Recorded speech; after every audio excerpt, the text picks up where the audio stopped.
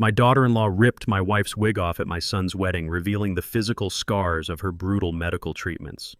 As her wealthy family erupted into laughter, and my own son stood by doing nothing, I stepped onto the dance floor, covered my wife, and handed the bride a single white envelope.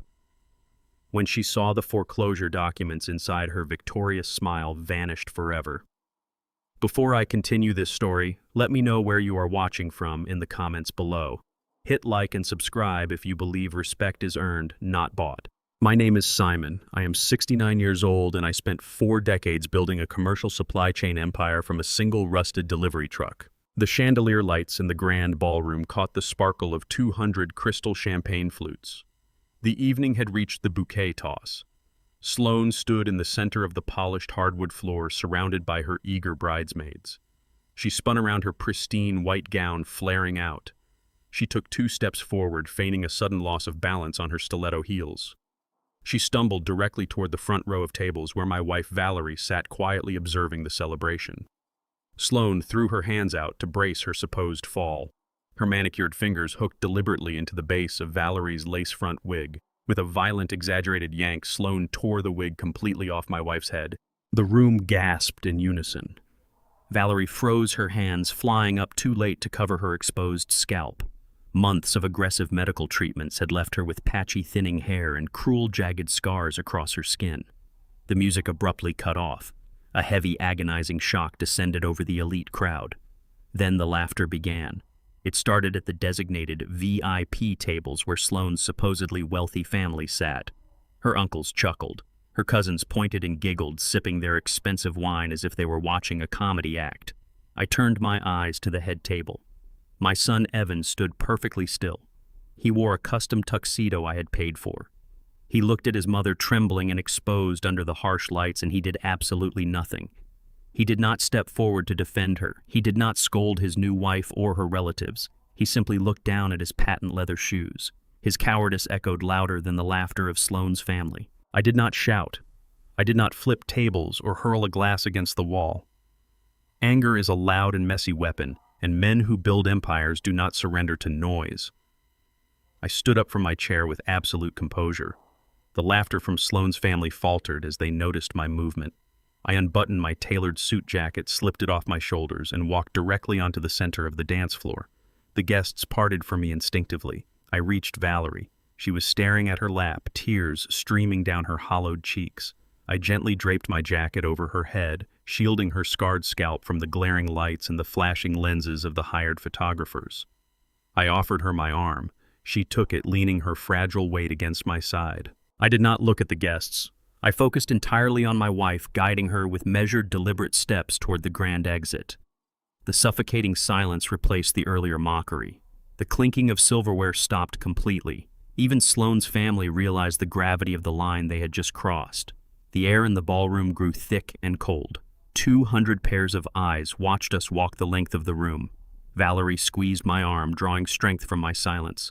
I had spent 40 years protecting this woman from poverty, from debt, and from the harshness of the world. I would not allow her to be a punchline for a room full of arrogant strangers. We reached the massive double doors leading out of the hall. I paused. I instructed Valerie to wait for me in the quiet foyer for just a moment. I turned around and walked back toward the bridal table.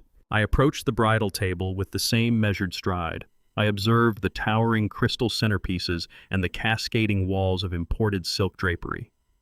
I noted the premium open bar and the 5-course plated dinner menu. I had paid for this entire ballroom in cash just 3 weeks prior. I wrote a massive check to ensure Evan started his marriage completely debt-free. I had wanted my son to have the foundation I never had. When Valerie and I married, our reception was held in a cramped church basement with paper plates and a borrowed radio. I worked grueling shifts managing my delivery truck to keep our lights on. I wanted Evan to skip the struggle, but I realized in that moment I had only skipped his character development. Evan watched me approach, his face pale and tense. Sloane stood beside him, clutching her bridal bouquet, still wearing a smug, defiant expression. She clearly believed I was coming over to offer an apology for my wife ruining her perfect photo opportunity. I did not speak to either of them. I reached into the inner breast pocket of my dress shirt. I pulled out a thick, sealed white envelope. I held it for a second, letting the weight of the moment settle over the table. I placed the envelope directly onto the center of Sloane's pristine china dinner plate. I smoothed the edges of the paper flat against the porcelain. I looked Evan dead in the eye, registering his ultimate failure as a son and as a man before taking a step back. Sloane let out a soft, triumphant smirk. She picked up the envelope, her eyes gleaming with predictable greed. She clearly expected a massive monetary gift, a final six-figure check to officially welcome her into my family's wealth. She tore the thick paper open with eager, manicured fingers. She reached inside and pulled out the folded documents. I watched her scan the first few lines of the text. Her victorious smile did not just fade. It drained instantly into pale, absolute terror. Her hands began to shake violently, rattling the stiff legal paper. The document she held was not a bank check or a deed of transfer. It was a formal, legally executed notice of immediate foreclosure. I had personally authorized my bank to recall the entire mortgage on their luxury downtown penthouse, a mortgage I exclusively held in my name.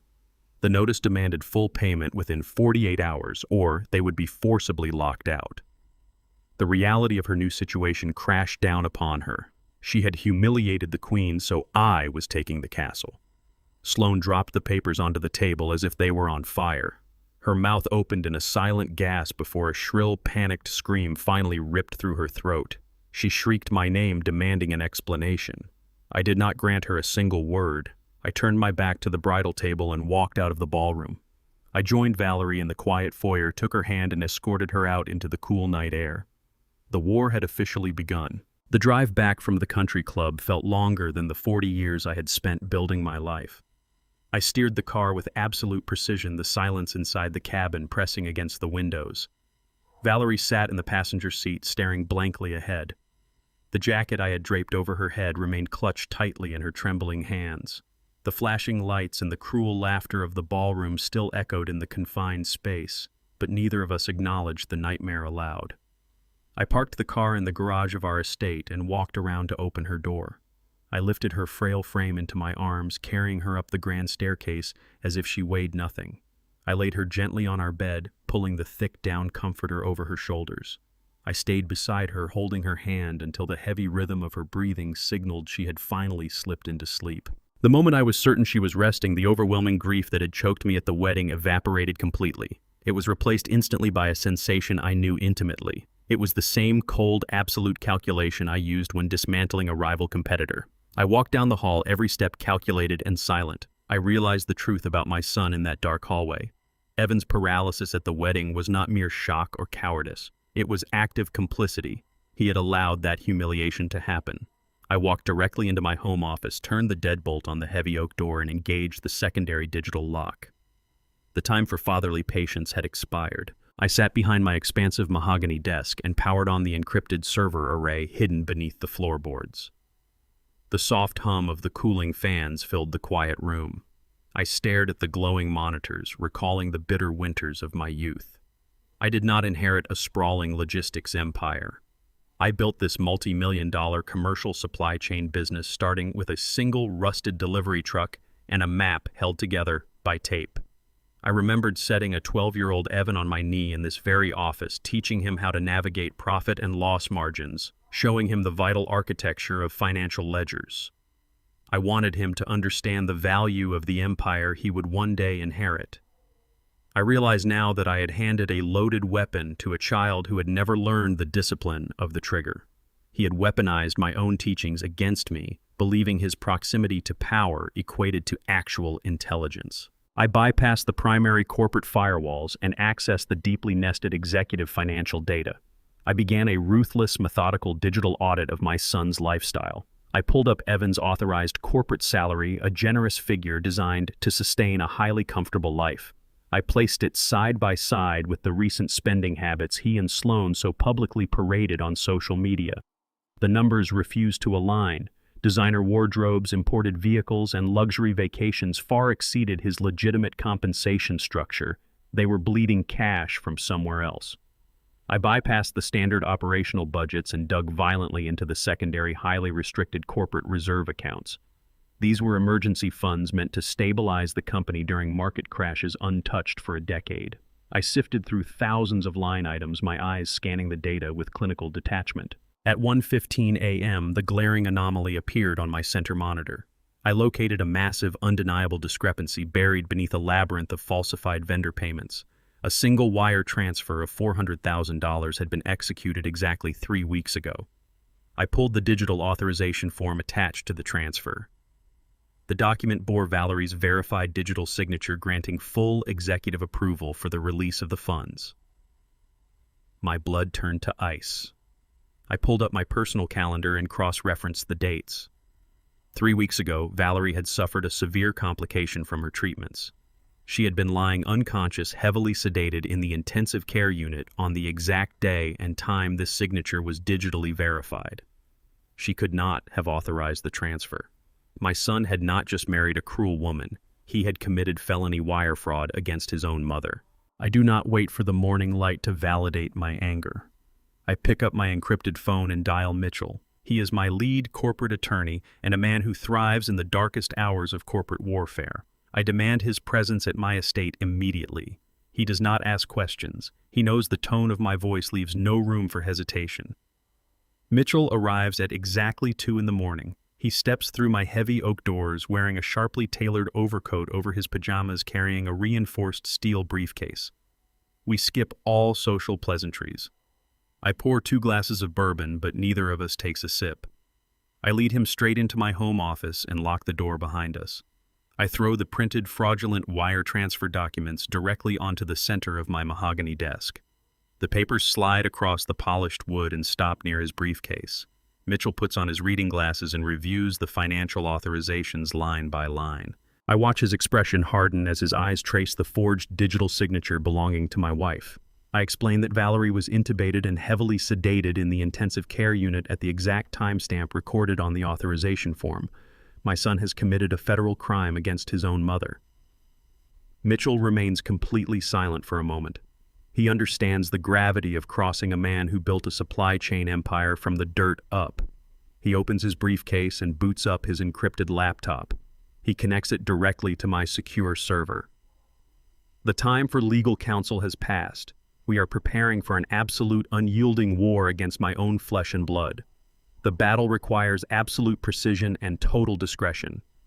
I tell Mitchell to begin. Mitchell runs the fraudulent routing numbers through his proprietary tracking software. The program bypasses standard banking walls and dives into international financial routing systems. We sit in silence as the screen cascades with lines of code and transactional data. The $400,000 did not simply transfer into a local checking account. Evan executed a highly sophisticated financial maneuver to mask the destination of the stolen capital. Mitchell tracks the initial wire to a holding bank in the Cayman Islands. From there, the money fragmented into 3 separate offshore accounts to wash the digital footprint. I watch the complex web of transfers illuminate on the monitor. Evan learned how to obscure supply chain logistics from me, and he applied that exact methodology to launder my money. After 30 minutes of relentless digital pursuit, Mitchell forces the system to compile the fragmented funds. The money consolidates and settles back onto American soil. It drops directly into a newly formed domestic shell company registered in Delaware under the name Vanguard Holdings, LLC. The corporate veil is designed to protect the true owners from federal scrutiny, but Mitchell possesses the tools to tear that veil down. He initiates a secondary breach protocol to access the state corporate registry documents. The deliberate complexity of this theft confirms my darkest fears. Evan did not act out of sudden desperation or make a foolish, impulsive mistake. This maneuver required weeks of careful planning, calculated execution, and absolute malice. He systematically drained capital from our family reserve while looking me in the eye at Sunday dinners. He smiled at my wife while simultaneously preparing to empty her accounts. Mitchell hits the final keystroke to expose the registered beneficiary of Vanguard Holdings. The encrypted file finally opens to reveal the ultimate architect of this theft. The corporate registry decrypts and flashes onto the high-resolution monitor. Mitchell and I lean forward to examine the finalized incorporation documents. Vanguard Holdings, LLC has no board of directors and no executive partners. The sole listed beneficiary with absolute control over the holding account is Sloan. My son stole $400,000 from his dying mother and handed it entirely to his new bride. Mitchell sighs, removing his glasses and rubbing the bridge of his nose. He looks at me with a grim, knowing expression. He reminds me of the private dinner we shared exactly 1 year ago when Evan first announced his engagement. Mitchell had run a quiet background check on Sloane's family prior to that dinner. He explicitly warned me about them. They presented themselves as generational wealth, but their financial reality was a hollow facade built on leveraged debt and social climbing. They were obsessed with unearned status and desperate for a permanent anchor into real money. I ignored Mitchell's warning because I wanted to believe Evan possessed the judgment to choose a partner of substance. I allowed my paternal hope to blind my corporate instincts.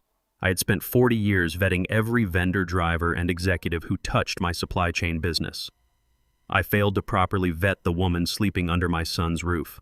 Sloane orchestrated this theft, and Evan happily executed it to buy her approval. The stolen money was the ultimate dowry to elevate her family's crumbling prestige. I stare at Sloane's name highlighted in bold text on the screen. The humiliation she inflicted upon Valerie at the wedding was not merely a cruel joke. It was a victory lap. She believed she had already won the war. She assumed I would roll over quietly and simply accept her newfound dominance. Mitchell refuses to stop at the financial documents. He recognizes that a shell company and a fraudulent wire transfer are often precursors to a much larger operation. He cross-references Sloane's name and social security number across the entire state legal registry. He bypasses the financial databases and enters the county civil court records. The progress bar stalls for a moment before a new, heavily redacted file appears on the screen. Mitchell opens the primary document and the color instantly drains from his face. He slides the laptop across the mahogany desk toward me. I read the legal header. Evan and Sloane have quietly submitted paperwork to a district judge. It is a formal petition for an emergency conservatorship. They have attached secondary documents containing forged medical evaluations from a private psychiatric clinic. The fabricated evaluations claim I am suffering from rapid, severe cognitive decline and pose an immediate danger to my business assets. They are actively attempting to declare me mentally unfit to manage my own life. The petition legally demands that Evan be appointed as my absolute financial guardian. The $400,000 was merely the beginning of their plan. They intend to seize total, unchallengeable control of my entire commercial supply chain empire. If the judge signs this petition, they will have the legal authority to liquidate my companies, sell my properties, and lock me inside a memory care facility until I die. My son has weaponized the judicial system to execute a hostile takeover of my life. I close the laptop screen with a soft, definitive click. The battle lines are drawn. I instruct Mitchell to prepare for a scorched earth campaign. We must destroy them before the judge reviews that petition. My son wanted to play corporate warfare, so I will oblige him. The morning sun broke through the tall windows of the kitchen, casting long, sharp shadows across the marble island. I sat on a steel stool, staring into the dark surface of a freshly brewed cup of black coffee. The heavy front doors of the estate unlocked with the distinct click of a key turning in the cylinder. Evan and Sloane let themselves into my house exactly as I expected them to. They did not knock. They did not announce their presence. They stormed into the kitchen with the manufactured outrage of two people who believed they could intimidate reality into bending to their will. Sloane still wore her reception dress, the hem stained gray from the asphalt. Her makeup was smeared, transforming her previously pristine face into a mask of frantic exhaustion. Evan trailed behind her, his tuxedo jacket missing his tie hanging loose around his neck. They marched toward the kitchen island, demanding immediate compliance. They shouted over each other, insisting I immediately contact my legal team to retract the foreclosure notice I had delivered to their table. Sloane slammed her manicured hands onto the marble counter, insisting the document was a crude, unacceptable joke. Evan demanded an explanation for why I had humiliated his bride in front of the city's elite. I did not move. I did not blink. I took a slow sip of my coffee, letting their panic fill the quiet room. I studied my son, watching the fragile arrogance he clung to rapidly disintegrating. They expected a negotiation. They expected a father willing to smooth over a family dispute. They had not yet realized they were negotiating with a man who had already decided to burn their future to the ground. Sloane quickly changed tactics when my silence stretched into a minute of unbearable tension. She shifted her posture, adopting a wounded, fragile tone designed to manipulate the situation. She claimed the incident during the bouquet toss was a complete and tragic accident. She insisted the heel of her shoe had snapped, causing her to lose her balance and accidentally hook Valerie's wig in a desperate attempt to break her fall. She widened her eyes, pushing false tears down her face, accusing me of overreacting. She stated my temper tantrum had permanently ruined what was supposed to be the happiest day of her life. She painted herself as the ultimate victim, entirely innocent of the cruelty she had so clearly enjoyed.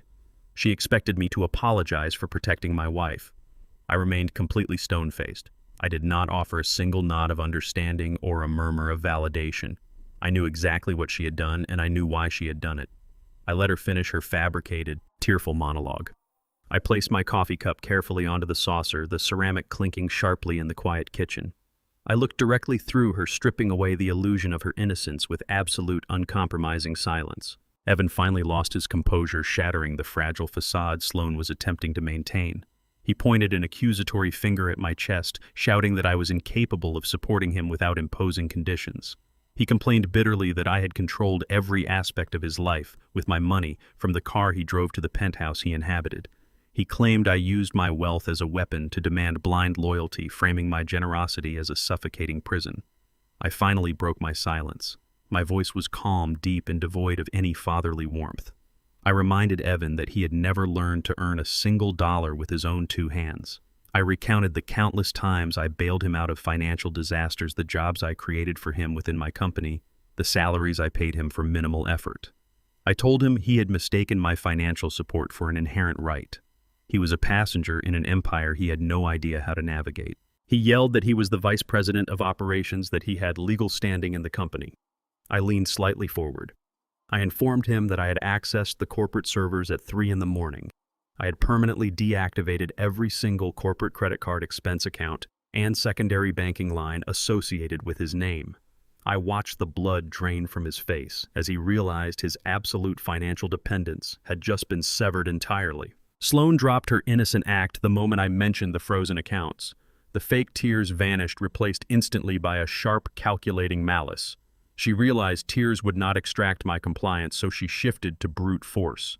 She unclasped her designer bag and pulled out a single heavily stamped legal document. She slammed the paper onto the granite counter right next to my coffee cup. It was a durable medical power of attorney, explicitly naming Evan and Sloan as the primary guardians over Valerie's health and well-being. The signatures on the document appeared perfectly executed.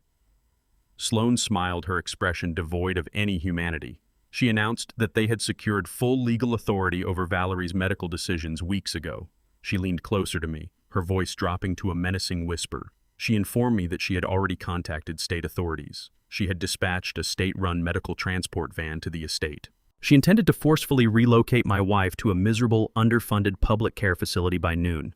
She told me that if I did not restore their financial access and retract the foreclosure immediately, Valerie would spend her final days rotting in a state-mandated ward entirely out of my control. Evan grabbed Sloan by the elbow and practically dragged her toward the front door. They needed to coordinate the arrival of their state-mandated medical transport, leaving me with a terrifyingly narrow window of time. The heavy front doors clicked shut behind them. I did not waste a single second indulging in panic or despair. I pulled my encrypted phone from my pocket and dialed a secure number. I bypassed the standard emergency operators and contacted an elite private medical transport service I retained exclusively for corporate executives. I authorized a Level 1 extraction protocol and demanded their fastest unmarked ambulance at my gates within 15 minutes. The dispatcher confirmed the request without a single unnecessary question. I ended the call and sprinted up the grand staircase, taking the steps 2 at a time. I burst into the master bedroom. Valerie remained exactly where I had left her, sleeping soundly beneath the heavy comforter, completely unaware of the monsters circling our estate. I pulled a large leather duffel bag from the closet and threw it onto the mattress. I moved with absolute calculated precision. I packed her essential medications, her warmest cashmere sweaters, a few sets of comfortable clothes, and her personal identification documents. I secured her medical history files from the hidden safe behind the mirror. Every movement was fueled by a cold, burning adrenaline. I zipped the heavy leather bag shut and set it by the bedroom door. I walked back to the bed and gently shook my wife awake. Her eyes fluttered open, clouded with a dense, unnatural fog. I kept my voice perfectly level, stripping away any trace of the impending war. I told her we were going on a sudden vacation, a quiet retreat just for the two of us. Valerie offered no resistance. She simply nodded and allowed me to lift her from the mattress. She felt terrifyingly light in my arms. I looked down at her frail, trembling frame as I wrapped a thick wool coat around her shoulders. The sight of her hollowed cheeks and bruised skin struck a deep, ancient chord within my chest. My mind flashed backward exactly 40 years.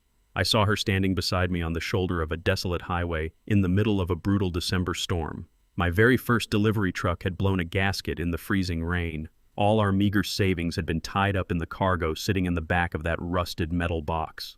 I had been terrified of losing everything we had barely managed to build. Valerie did not cry. She did not complain about the biting cold or the bleakness of our situation. She simply stood shoulder to shoulder with me in the sleet, holding the flashlight steady while I froze my hands repairing the engine block. She was the absolute bedrock of my existence.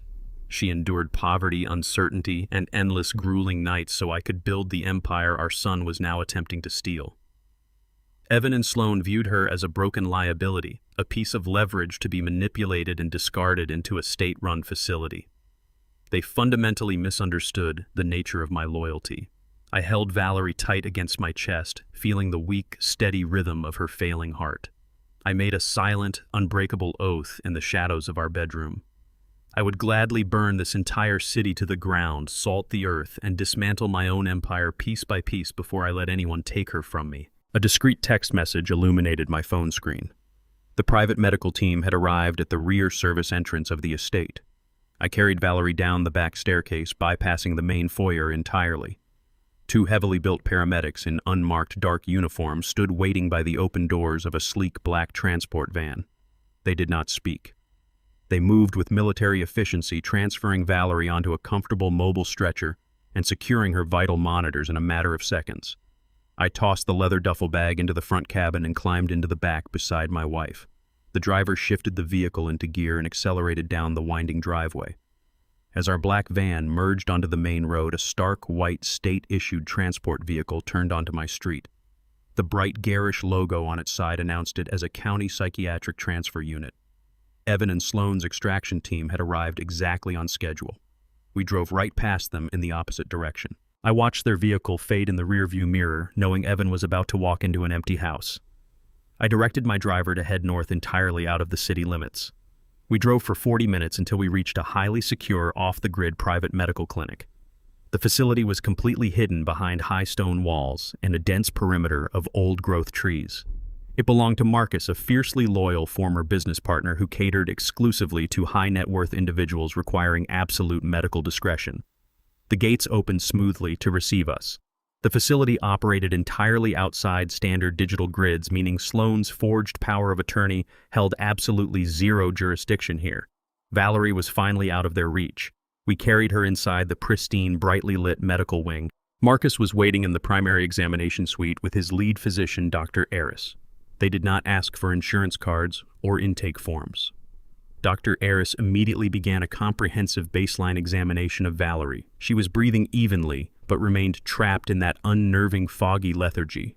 He checked her pupil dilation, monitored her heart rate, and swiftly drew 3 vials of blood from her bruised arm to run through the clinic's private accelerated toxicology lab. I stood in the corner of the sterile white room, my hands clasped tightly behind my back, watching the quiet efficiency of the medical staff. After securing Valerie to an intravenous hydration line, Dr. Aris left the room with the blood samples. I sat in a leather chair beside her bed, tracing the faint blue veins on the back of her hand. Exactly 25 minutes later, the heavy door clicked open. Dr. Aris walked back into the room holding a printed lab report. His professional, composed demeanor was entirely gone. He wore a grim, deeply disturbed expression. He walked directly toward me and handed me the paper. He stated in a harsh clinical tone that Valerie's extreme exhaustion and cognitive fog were not natural symptoms of her underlying illness. They were not side effects of her prescribed oncology treatments. He pointed to a spiked graph on the toxicology readout. He revealed that her daily medication regimen had been intentionally laced with dangerously high doses of a heavy, unauthorized chemical sedative.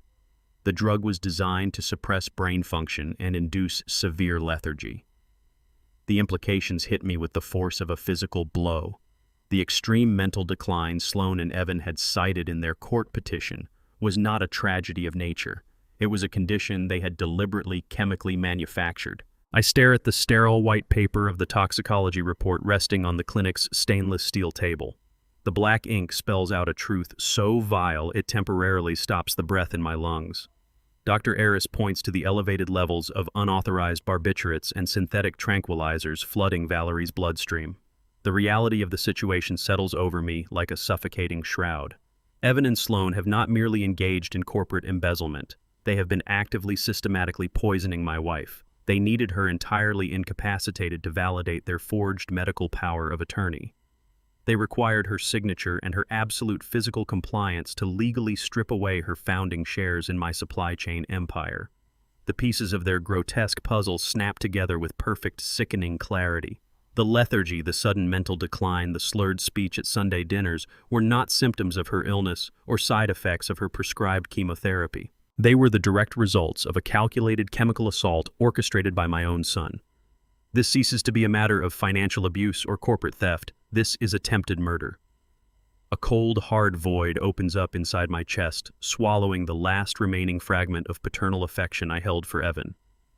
I fold the toxicology report and place it securely into my inner jacket pocket. I look at Valerie sleeping peacefully on the clinic bed, free from their toxic reach. I touch her cheek, feeling the warmth returning to her skin.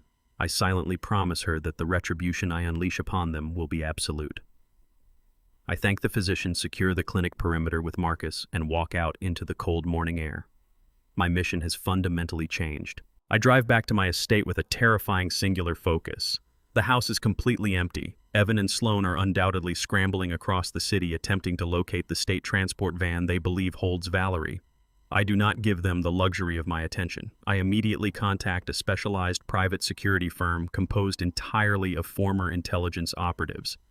I pay their exorbitant emergency retainer without a second thought. A discreet team of 4 technicians arrives at my gates within the hour. They carry advanced counter-surveillance equipment in matte black cases. I instruct them to conduct a relentless microscopic sweep of the entire property. I want every inch of my sanctuary scoured for digital intrusions. They move through the house with silent efficiency. They dismantle the crystal light fixtures in the main hallway. They unscrew the heavy brass ventilation grates in the master bedroom. They run thermal scanners across the drywall. 30 minutes into the operation, the lead technician waves me into my home office. He points a tactical flashlight at a minuscule anomaly lodged behind the binding of a leather encyclopedia on my bookshelf. It is a high-definition hidden camera. They find another device wired directly into the base of my mahogany desk. They move to the living room and uncover twin audio microphones seamlessly embedded within the crown molding. Evan and Sloan have turned my private sanctuary into a digital panopticon. They have been watching my every move, listening to my private conversations, and monitoring my vulnerable moments with Valerie. The violation of my home is profound, but I do not allow anger to cloud my strategy. The lead technician pulls a pair of wire cutters from his tactical vest, preparing to sever the connections to the hidden microphones.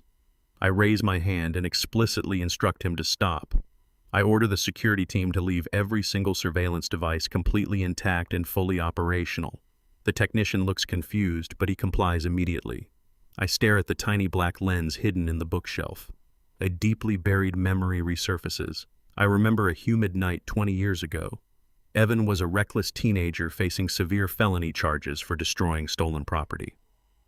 I used my immense corporate influence and a small fortune in legal fees to entirely erase his record. I bailed him out to protect his future. I realize now that shielding him from the law was the greatest failure of my life. Paying off his problems taught him that his destructive actions lacked permanent consequences. He learned to operate with reckless arrogance, assuming his father's wealth would always form a protective net beneath his worst decisions. I decide to weaponize that exact arrogance against him. I wait for the security team to exit the estate. I step into my home office and intentionally leave the heavy oak door open. I pace back and forth in front of the hidden camera. I pull out my encrypted phone and pretend to dial Mitchell. I begin speaking aloud, projecting a tone of absolute manufactured panic. I feed a desperate, fabricated narrative directly into the hidden microphones. I claim I am terrified of losing the company. I state I am secretly moving all my liquid assets into an unprotected offshore account by midnight. I lay a flawless digital trap, knowing Evan's insatiable greed will force him to bite. I end my fake phone call and drop my device onto the desk, panting heavily to sell the illusion of total defeat. I wait exactly 10 minutes in silence. I then securely access my own exterior surveillance network from my encrypted laptop. I need to understand exactly how Evan managed to bypass the perimeter alarms to install his hidden cameras. I rewind the high-definition footage, scanning the past 48 hours of activity around my estate. I speed through the mundane recordings of the landscaping crew and the neighborhood patrol. I stop the playback at a timestamp matching the exact hour I was at the hospital securing Valerie's new medical directives. A sleek black luxury sedan pulls smoothly into my circular driveway. The vehicle does not belong to Evan. The driver's side door opens and a tall man steps out onto the cobblestone. He's wearing a custom-tailored suit I recognize instantly. He walks to the front door and uses a cloned digital key fob to disable my primary alarm system. Evan steps out of the passenger side carrying a duffel bag full of surveillance equipment. I pause the video and zoom in on the driver's face. A cold wave of absolute betrayal washes over me.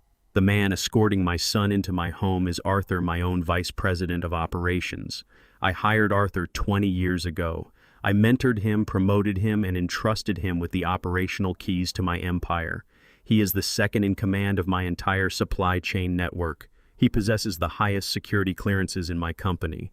Arthur has allied himself with my son to orchestrate my destruction from the inside out. The enemy is already inside the gates.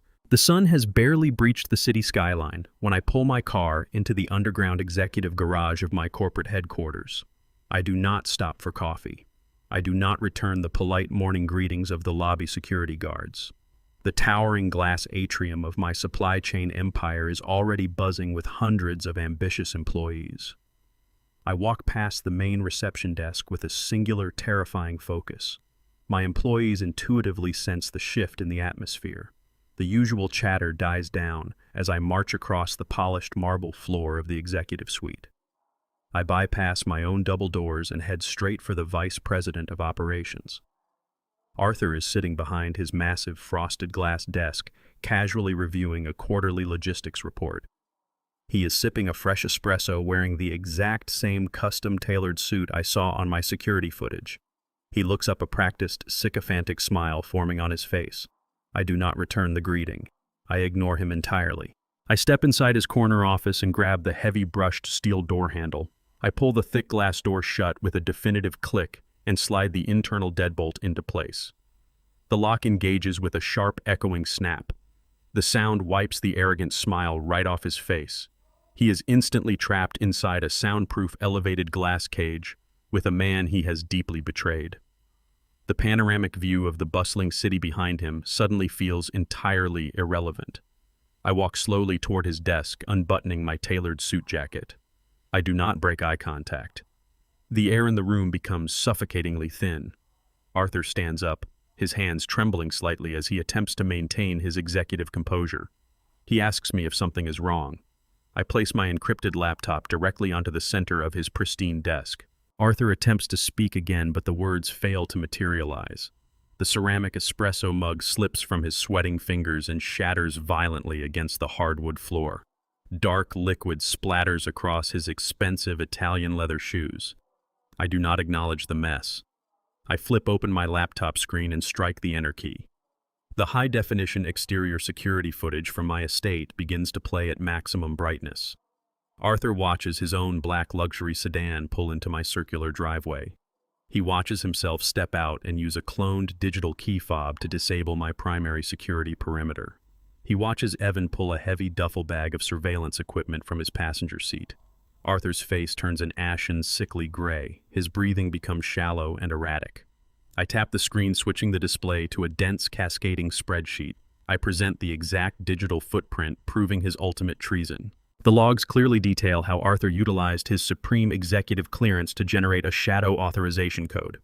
He handed Evan the master administrative keys required to entirely bypass our internal corporate firewalls. He gave a spoiled, reckless boy the power to reroute $400,000 and intercept my private communications.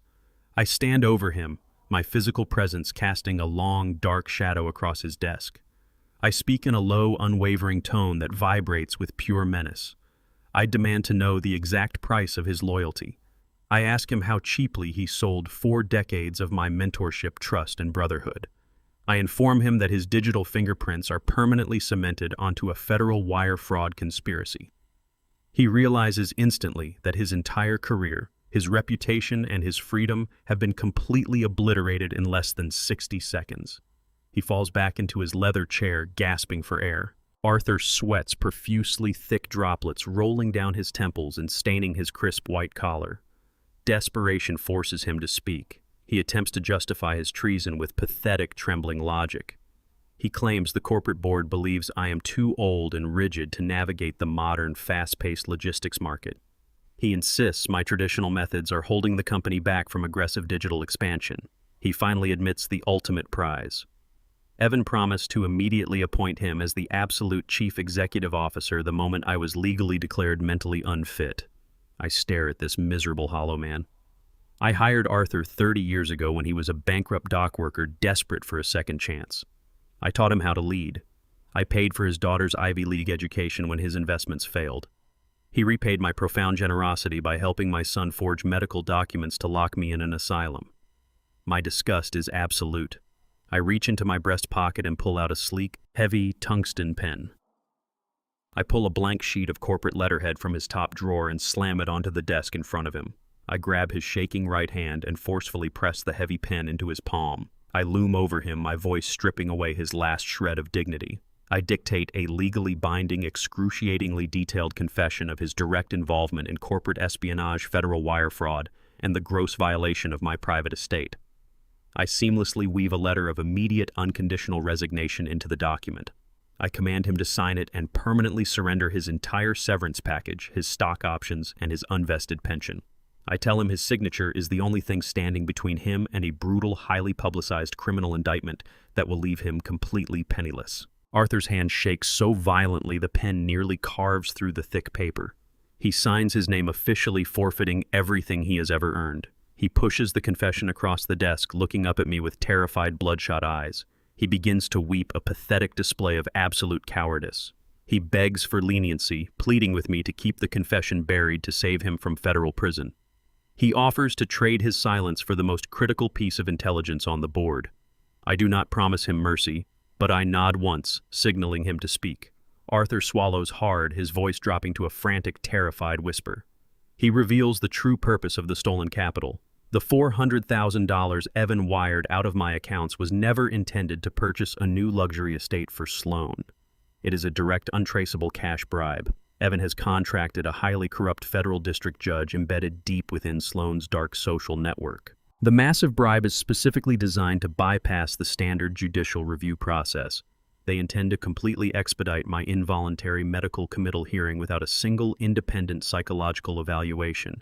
Arthur checks his watch, his face completely devoid of color. He informs me the corrupt judge has quietly scheduled the emergency conservatorship hearing for the very first thing Monday morning. They are not waiting to build a legitimate case. They plan to have me forcibly arrested, legally drugged, and locked away in a secure psychiatric ward in exactly 72 hours. My own son has paid for my permanent destruction with my own money. I slide the signed confession into my briefcase, turning my back on the ruined vice president. I unlock the heavy glass door and walk out into the bustling hallway. The clock is officially ticking. I walk out of the corporate headquarters and step into the sharp morning sunlight. The glass doors slide shut behind me, sealing Arthur in the ruins of his own ambition. I do not look back. I slide into the driver's seat of my vehicle, lock the doors, and instantly dial Mitchell on my encrypted line. He answers on the first ring. I do not bother with a greeting or a summary of the written confession currently resting in my steel briefcase. I give him a single explicit command. I tell him to execute the absolute financial freeze. Mitchell understands the exact magnitude of the order. I pull up the detailed travel itinerary Arthur surrendered during his frantic, weeping confession. Evan and Sloan are currently standing inside the international terminal of the city airport. They are likely checking in for a direct first-class flight to Paris for their 3-week luxury honeymoon. They are operating under the incredibly arrogant assumption that their stolen capital is safely washing through the Cayman Islands. They believe the corrupt federal judge they bribed will effortlessly handle my forced imprisonment by Monday morning. They think they have successfully insulated themselves from any immediate retaliation. They expect to be drinking vintage champagne over the Atlantic Ocean within the hour. I instruct Mitchell to specifically target their primary travel and booking accounts first. I want them stranded at the ticket counter with a mountain of expensive designer luggage and absolutely no way out of the city. Mitchell confirms the parameters and initiates the strike protocol. I start the engine of my car, feeling the deep, steady hum of the motor vibrate through the steering wheel. The surgical strike on their stolen lifestyle has commenced. Mitchell triggers the prepared legal injunctions with ruthless efficiency. We built a network of digital dead switches into the company's financial infrastructure specifically for hostile takeover scenarios. I am now using them against my own vice president of operations and my only son. Mitchell shuts down every corporate credit card bearing Evan's name. He severs the secondary personal banking lines tied to my central accounts. He systematically revokes Evan's authorized signatory power across all corporate vendor platforms. The digital execution is flawless and absolute. The destruction moves from the corporate realm into their personal assets. Mitchell enacts an immediate emergency legal hold on the family trust fund. He uses the documented evidence of wire fraud to justify a total freeze on the entire principal balance. We drain their liquid access to zero in less than 3 minutes. The wealth Evan has flaunted his entire adult life vanishes into an inaccessible digital void. Sloan's newly acquired Vanguard Holdings shell company is simultaneously flagged for federal review, freezing the stolen $400,000 before they can successfully transfer it to the corrupt judge. I watch the live transaction monitors on my laptop screen as every line of available credit turns from green to a stark, unyielding red. They have no cash reserves. They have no emergency funds. I ensured their offshore laundering attempt was completely bottlenecked. Mitchell confirms the blackout is complete. They cannot buy a cup of coffee. They cannot hire a taxi to leave the airport. They cannot purchase a burner phone to contact their co-conspirators. They are entirely isolated, stripped of the unearned financial armor they use to bludgeon the people around them. The pipeline of my generosity is permanently welded shut. I sit parked in the shadows of the corporate garage and watch the automated banking alerts ping rhythmically on my phone screen. Every notification represents another declined transaction, another shattered illusion for my son. I stare at the word declined flashing in bright red text. I recall the specific afternoon I sat in a high-rise legal office decades ago, setting up Evan's trust fund. He was just a child, then entirely innocent of the world's cruelty. I wanted to build a financial fortress that would guarantee his comfort long after I was gone. But I was also a man who understood the corrosive nature of unearned wealth. I explicitly ordered Mitchell to draft a severe moral turpitude clause into the ironclad foundation of the trust document. I mandated that any definitive proof of felony behavior, financial manipulation, or criminal malice against the family would grant me the unilateral authority to dissolve the trust entirely. I did not want my legacy funding a monster. Evan knew about the clause, but his sheer arrogance convinced him I would never actually trigger it. He believed my paternal love would always override my sense of justice. He was wrong. The toxicology report proving he actively poisoned Valerie is the ultimate trigger. The documented wire fraud is the final nail. I am not merely freezing his assets to teach him a temporary lesson. I am using his own felony actions to legally vaporize the trust fund he planned to live on for the rest of his life. The money will revert entirely to Valerie's medical care and my corporate expansion. He has literally robbed himself of a multi-million-dollar inheritance to impress a woman who will despise him the moment the money runs out. A priority notification chimes loudly from my encrypted phone. It is a direct alert from the black card servicer. Evan's Platinum corporate card has just been aggressively declined at the international airline check-in desk. I picture the scene with vivid clarity. I imagine the polite confusion of the ticket agent, the rising embarrassment flushing Evan's cheeks, and the immediate venomous outrage erupting from Sloan as the humiliation sets in. They are standing in front of hundreds of travelers discovering their absolute ruin in real time. I put the car in drive and steer out of the parking structure. Exactly 10 minutes pass as I navigate the morning city traffic. The sudden blaring klaxon of my home security application shatters the quiet interior of my vehicle. A perimeter breach has been detected at my private estate. I tap the dashboard display to route the live video feed directly to my screen. The high-definition cameras capture a scene of pure chaos. Evan's luxury SUV is parked haphazardly across the manicured lawn, the driver's side door left wide open. Evan is sprinting up the front steps of my home, his face contorted in absolute unhinged rage. He does not stop to use his key. He violently kicks down the heavy oak front door of my estate, splintering the reinforced wood frame. He is not alone. Two heavily armed uniformed local police officers march directly behind him, their hands resting aggressively on their duty belts. Evan has clearly activated his corrupt local connections, returning to the estate to forcefully execute his medical power of attorney before I can expose him. I accelerate toward the estate, preparing to face the monster I raised. I pull my vehicle to a sharp halt on the crushed gravel of the driveway, stepping out into the crisp morning air. The massive oak front door of my estate hangs violently off its shattered hinges, the reinforced wood splintered across the marble floor of the grand foyer. I step through the wreckage.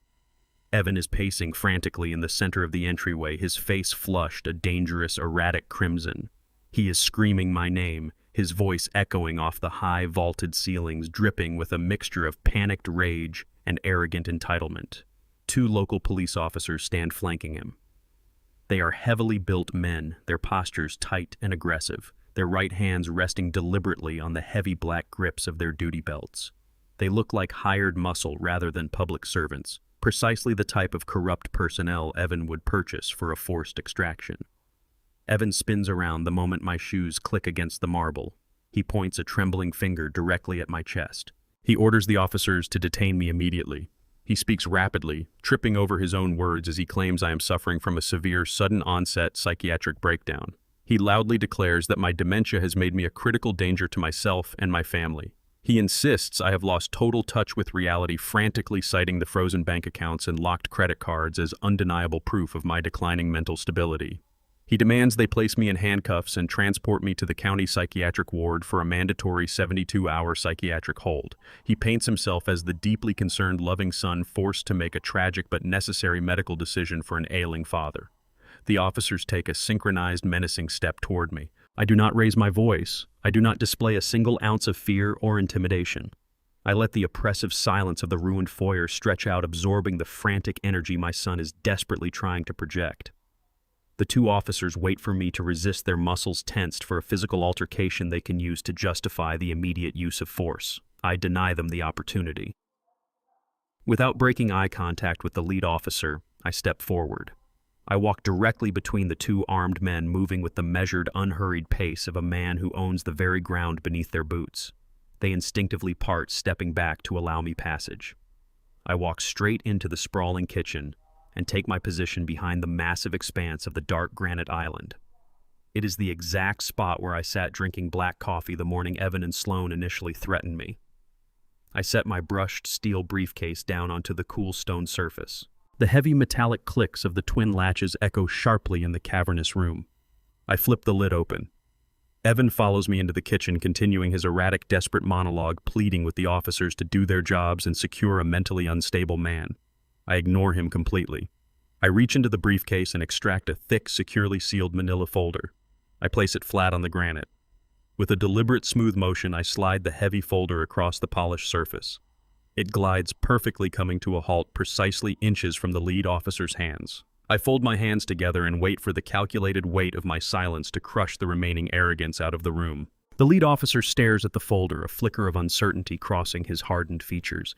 He looks up, attempting to reassert his manufactured authority. I look him directly in the eye, stripping away the uniform to address the corrupt opportunist underneath.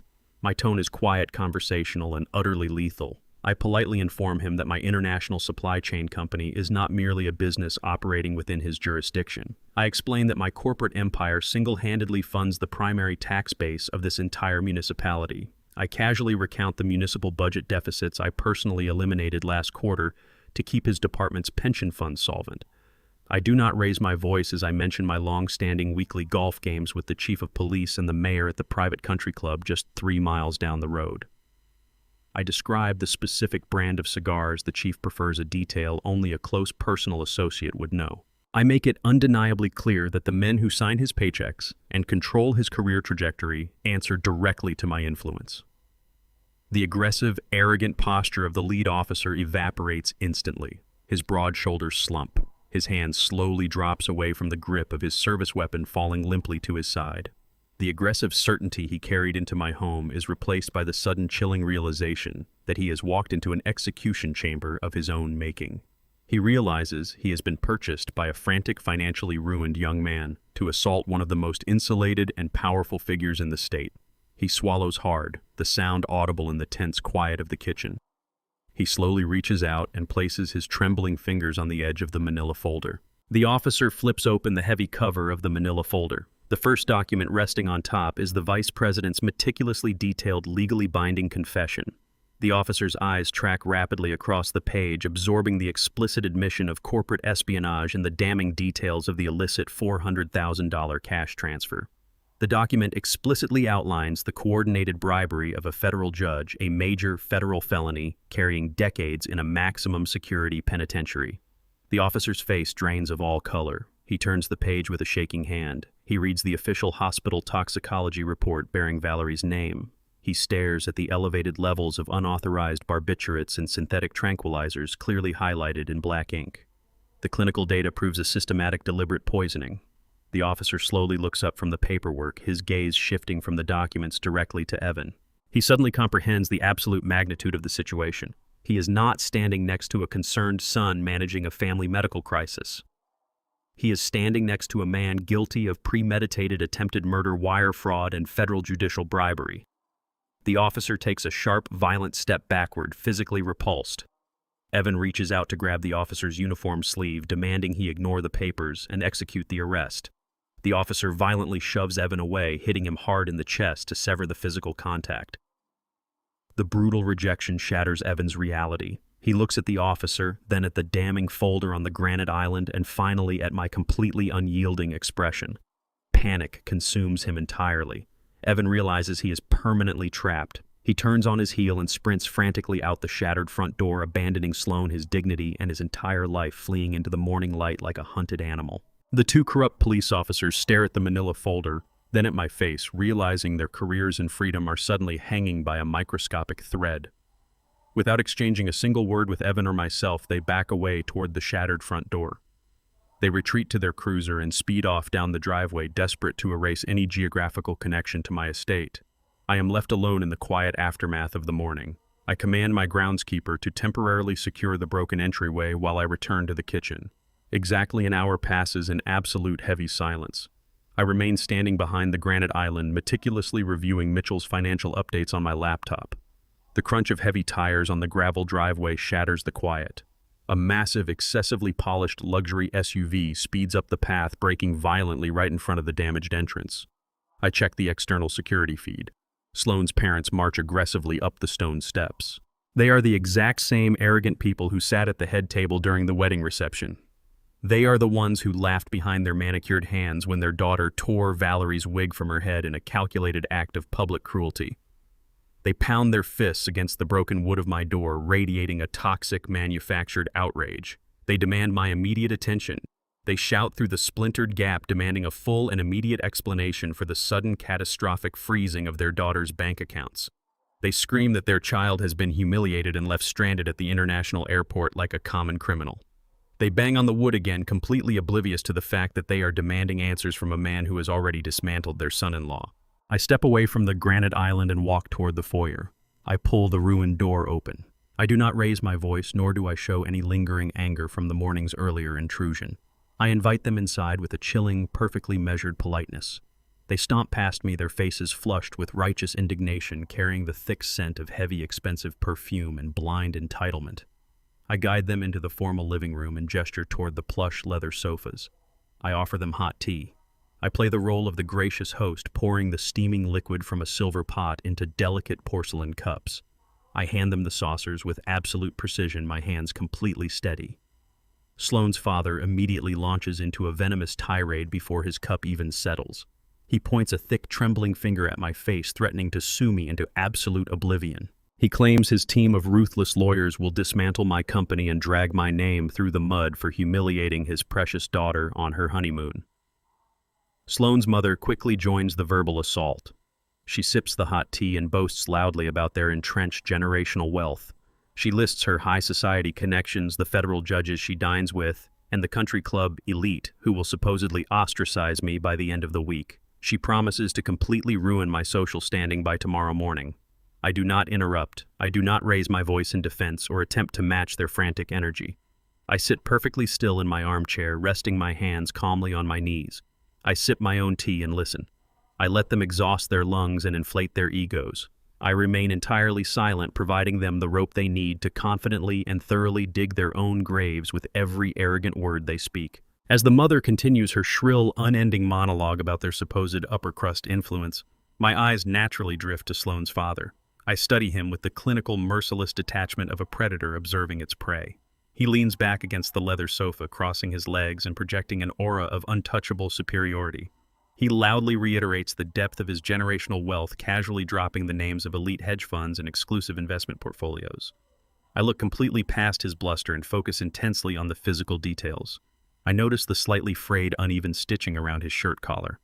I recognize the stiff, unnatural drape of his suit jacket across his shoulders. Despite his aggressive posturing about limitless capital, I know instantly that his clothing is cheap off-the-rack fabric masquerading as custom tailoring.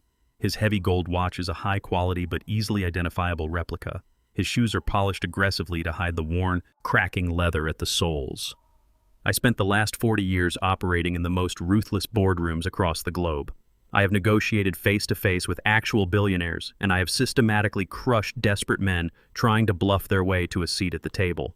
I know exactly what true quiet power looks like, and I am intimately familiar with the pungent, unmistakable stench of desperate fake money.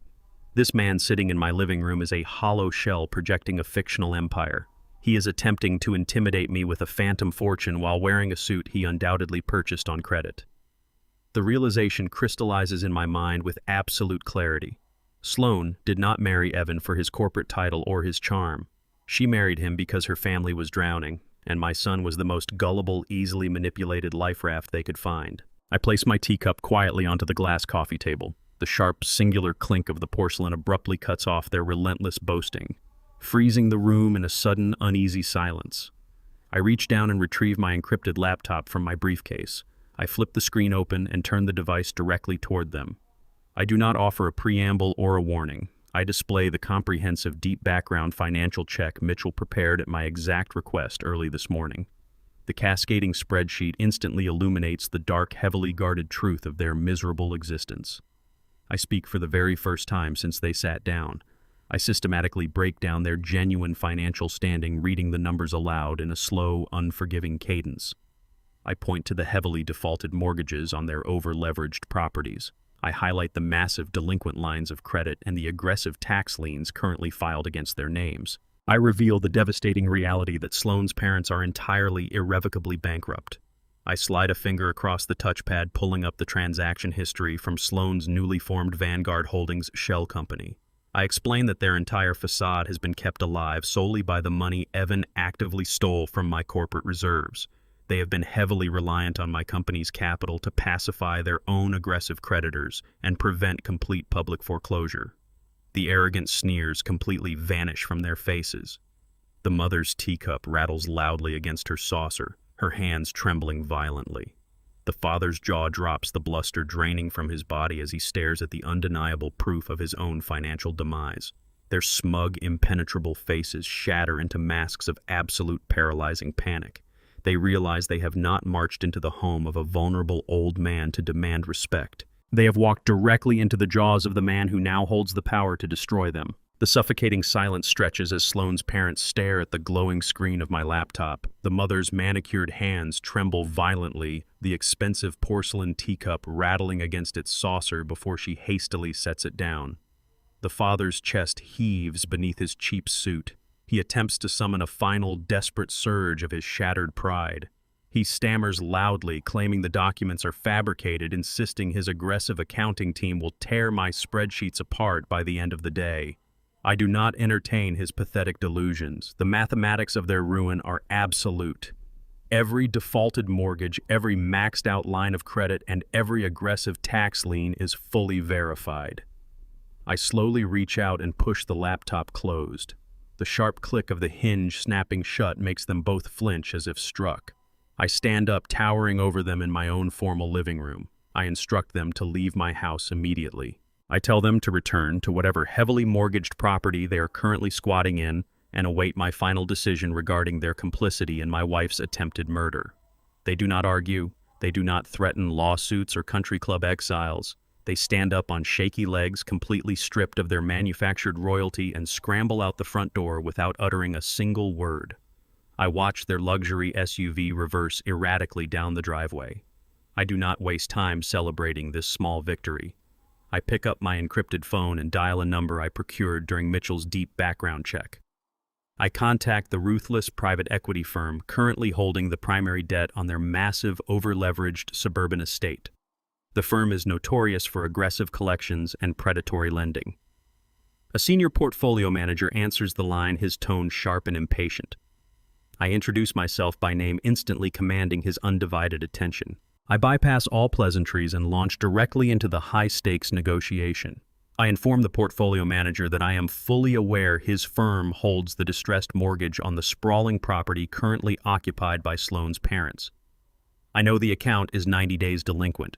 I know they are preparing to initiate a messy, protracted foreclosure process that will severely drain their resources and tie up their capital in local housing courts for months. I offer him a brutal, flawlessly efficient alternative. I leverage my immense corporate liquidity and make a direct cash-in-full offer to purchase the entire debt portfolio outright. I propose buying the note at a premium above their anticipated foreclosure recovery, guaranteeing them an immediate risk-free injection of capital. The manager pauses, the sheer volume of liquid cash momentarily silencing his aggressive corporate persona. He attempts to posture, suggesting he needs to consult his legal department regarding the sudden transfer of a distressed asset. I completely shut down his hesitation. I inform him the funds are already queued in a secure escrow account, ready for instantaneous transfer the exact second the ink dries on the digital assignment of mortgage. I give him exactly 60 seconds to make a decision before I withdraw the capital entirely and look for other investments. Greed dictates his response. The firm readily accepts the cash buyout. The manager frantically emails the heavily encrypted transfer documents directly to my secure server. I authorize Mitchell to release the funds. In less than 20 minutes, millions of dollars cross the digital wire. The transaction clears with absolute, undeniable finality. The private equity firm officially relinquishes all claims to the property. I take total unencumbered ownership of Sloane's family estate. The very roof over their heads now belongs entirely to me. I sit down behind the heavy mahogany desk in my study and open the digital transfer documents. I insert my cryptographic signature onto the bottom line of the assignment deed.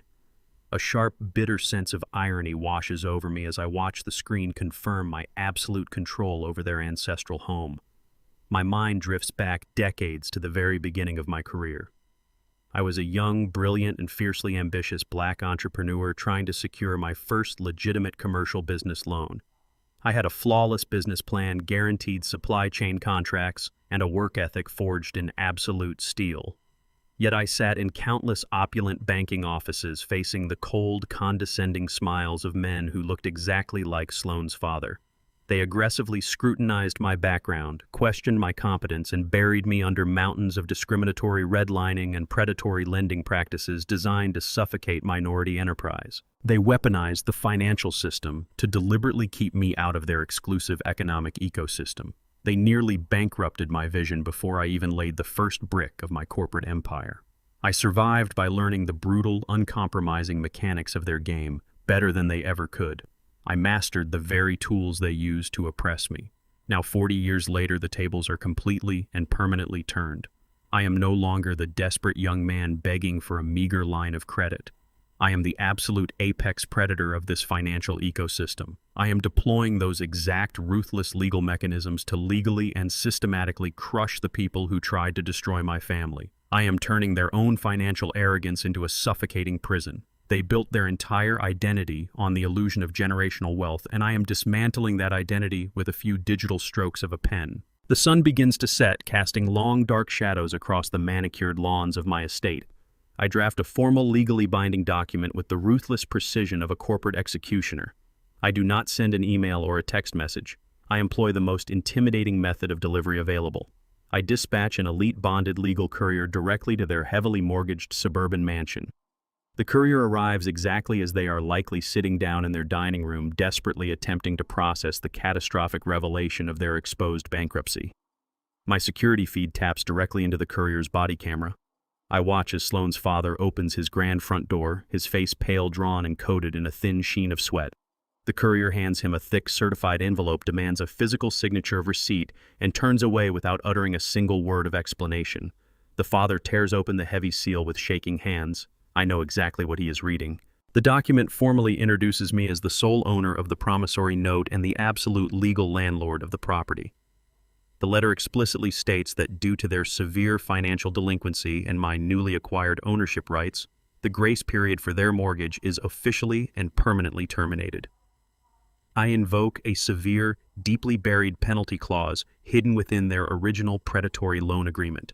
I inform them that I am legally tripling their monthly payment, effective immediately at midnight.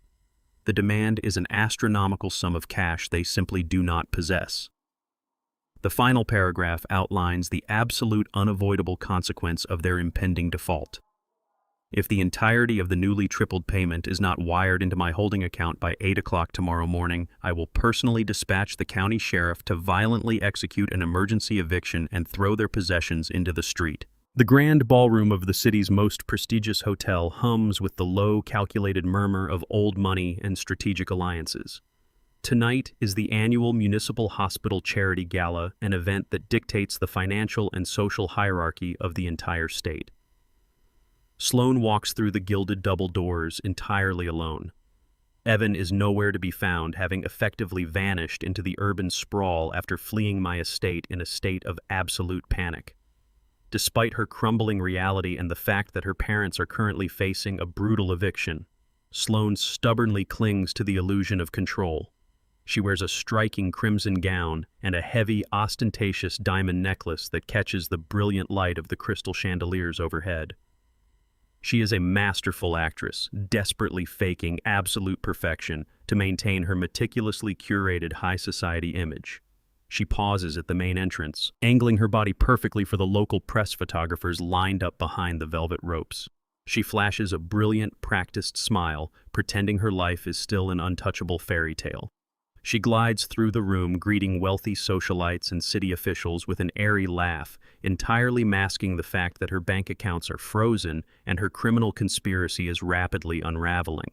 She operates under the delusion that optics can somehow override cold, hard mathematics.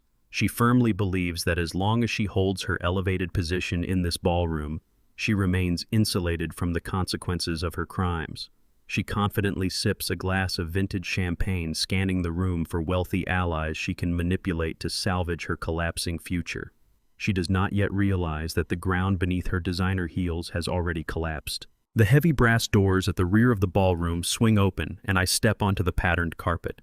I do not wear a tuxedo to impress these people. I wear a dark, sharply tailored suit, carrying the quiet, undeniable authority of a man who essentially owns the building. I am the primary financial benefactor for the new oncology wing, being funded tonight, a medical ward I dedicated entirely to Valerie. The moment I cross the threshold, the vibrant energy of the room begins to shift. The wealthy elite instinctively recognize a sudden drastic change in the current. The crowd parts for me in a seamless wave, clearing a direct path to the front of the hall. The string quartet stops playing mid-measure. The low chatter of 1,000 guests fades into a tense, expectant silence. I walk past tables draped in white silk, my gaze fixed firmly on the stage. Sloane is seated at a prominent table near the front, exactly where she demanded to be placed to maximize her visibility. Our eyes lock as I pass. Her brilliant, practiced smile instantly shatters into a million jagged pieces. The color drains completely from her meticulously powdered face. Her breathing hitches as her eyes widen in pure, unadulterated terror. She realizes immediately that I have not come to celebrate her social standing. I ascend the short stairs to the stage and step up to the polished wooden podium to deliver the keynote address. The silence in the ballroom is now absolute and suffocating. 1,000 pairs of eyes watch me, waiting for the customary platitudes about philanthropy and community service. I adjust the microphone, feeling the heavy, satisfying weight of the moment. Sloane grips the edge of her table, her knuckles turning bone white, entirely paralyzed by the impending destruction of her carefully constructed world. I look out over the vast sea of wealthy elites, politicians, and corporate titans. I do not offer them the polite, self-congratulatory speech they expect to hear. I speak with a low, resonant clarity that echoes off the gilded walls and high ceilings. I tell them that we spend our entire lives chasing capital, accumulating immense wealth, and insulating ourselves with thick layers of luxury. I gesture to the opulent room around us and state clearly that all of this money is merely paper. It is an illusion of security that can vanish in a fraction of a second when exposed to the harsh light of reality. I recall my earliest days building my logistics empire from the ground up, fighting through grueling poverty and systemic rejections. I remember the men who smiled to my face in elegant boardrooms while actively plotting to steal my contracts and ruin my reputation behind my back. I learned a vital, painful lesson during those brutal early years. I state with absolute conviction that unyielding integrity is the only true currency that withstands the test of time. A depleted bank account can always be replenished, but a corrupted soul is a permanent fatal defect. I let my words settle over the silent crowd. I explain that a man who sacrifices his morals for a temporary financial gain has already lost everything of actual value. A man without honor is a man who is already bankrupt regardless of the designer suit he wears or the luxury vehicle he drives. True wealth is the ability to look at yourself in the mirror without flinching from the reflection. The guests listen in stunned silence, deeply unsettled by the raw, uncompromising truth of my words. They do not know I am delivering a public eulogy for my own son. I shift my gaze directly to the front table and lock eyes with Sloane. Her breathing is shallow and rapid, her chest heaving beneath her expensive gown. I lean slightly closer to the microphone. I coldly announce the immediate and permanent withdrawal of my multi-million-dollar funding from the hospital wing project effective tonight. Before the board members can even register the shock, I clarify my uncompromising terms. I state that my capital will be completely withheld from any municipal or private project associated in any capacity with Evan and Sloane's real estate development firm. I do not stop there. I loudly and clearly cite the ongoing federal fraud, bribery, and embezzlement investigations currently surrounding their entire operation. I declare them a toxic liability. The room erupts in a collective audible gasp. The socialites sitting next to Sloane immediately physically recoil from her, pulling their chairs away as if she is highly contagious. The total social annihilation is instantaneous and absolutely devastating. Sloane covers her mouth with her trembling hands, bursting into tears of pure, unfiltered humiliation. She shoves her chair back, abandoning her diamond clutch on the table, and runs frantically out of the ballroom, her heels echoing sharply against the marble floor. I do not watch her flee. I step down from the podium and walk deliberately through the whispering crowd, exiting through the side doors. The cool night air hits my face as I step into the deep shadows of the VIP parking lot. I walk toward my vehicle, ready to return to Valerie. A sharp metallic click breaks the ambient noise of the city. Evan steps out from the darkness between two parked luxury cars. He is entirely disheveled, his eyes wild and bloodshot. He raises his right hand, pointing a loaded, heavy-caliber firearm directly at my chest. The heavy-caliber weapon gleams under the dull amber glow of the solitary sodium street lamp. The VIP parking lot is completely deserted, the valet attendants having retreated indoors during my keynote address. Evan stands before me, shivering violently despite the mild night air. His tailored tuxedo jacket is heavily wrinkled, his silk bow tie missing, and his collar torn open. The sharp, sour stench of cheap whiskey and desperate cold sweat rolls off his skin in waves. He grips the firearm with both hands, but the barrel wavers erratically, tracing nervous, chaotic circles against the dark fabric of my suit. He screams that I have completely ruined his life. His voice cracks, echoing loudly off the concrete pillars of the parking structure, raw with an unhinged blend of terror and furious entitlement. He demands to know why I had to destroy him in front of the entire city, deliberately ignoring the reality that he authored his own absolute destruction. I do not flinch. I do not raise my hands in a posture of surrender. I maintain complete, relaxed eye contact, staring directly into his bloodshot eyes. I let his frantic screams wash over me, absorbing the chaotic energy of a man who has finally slammed into the inescapable wall of his own consequences. The silence stretches between his outbursts, thick and heavy. I deliberately adjust the cuffs of my suit jacket. Without breaking his gaze, I take a slow, calculated step forward. My polished shoes crunch softly against the loose gravel. I move directly toward the trembling barrel of the weapon. I close the distance until the cold steel is less than 2 feet from my chest, forcing him to either pull the trigger or accept the absolute futility of his final gambit. Evan recoils slightly, his expensive boots scraping backward against the abrasive asphalt. He did not expect me to walk directly into the line of fire. His facade of lethal intent fractures instantly revealing the broken, deeply insecure child cowering beneath the surface. He cries out, his voice dropping an octave, that he could never breathe in my shadow. He claims he was suffocating under the immense crushing weight of my corporate legacy. He screams that he had to take what was his because I cast too large a figure for him to ever succeed on his own merits. He blames my massive international footprint for his distinct lack of ambition, attempting to twist his federal crimes into an act of necessary survival.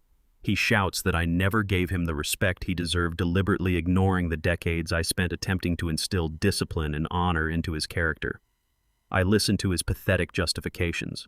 I recognize the exact tone. It is the agonizing, predictable cry of a boy who desperately wants the heavy gold crown without ever having to hold the bloody sword. He wanted the vast financial empires, the luxury estates, and the unyielding social deference, but he completely lacked the spine required to forge those assets through actual grueling labor.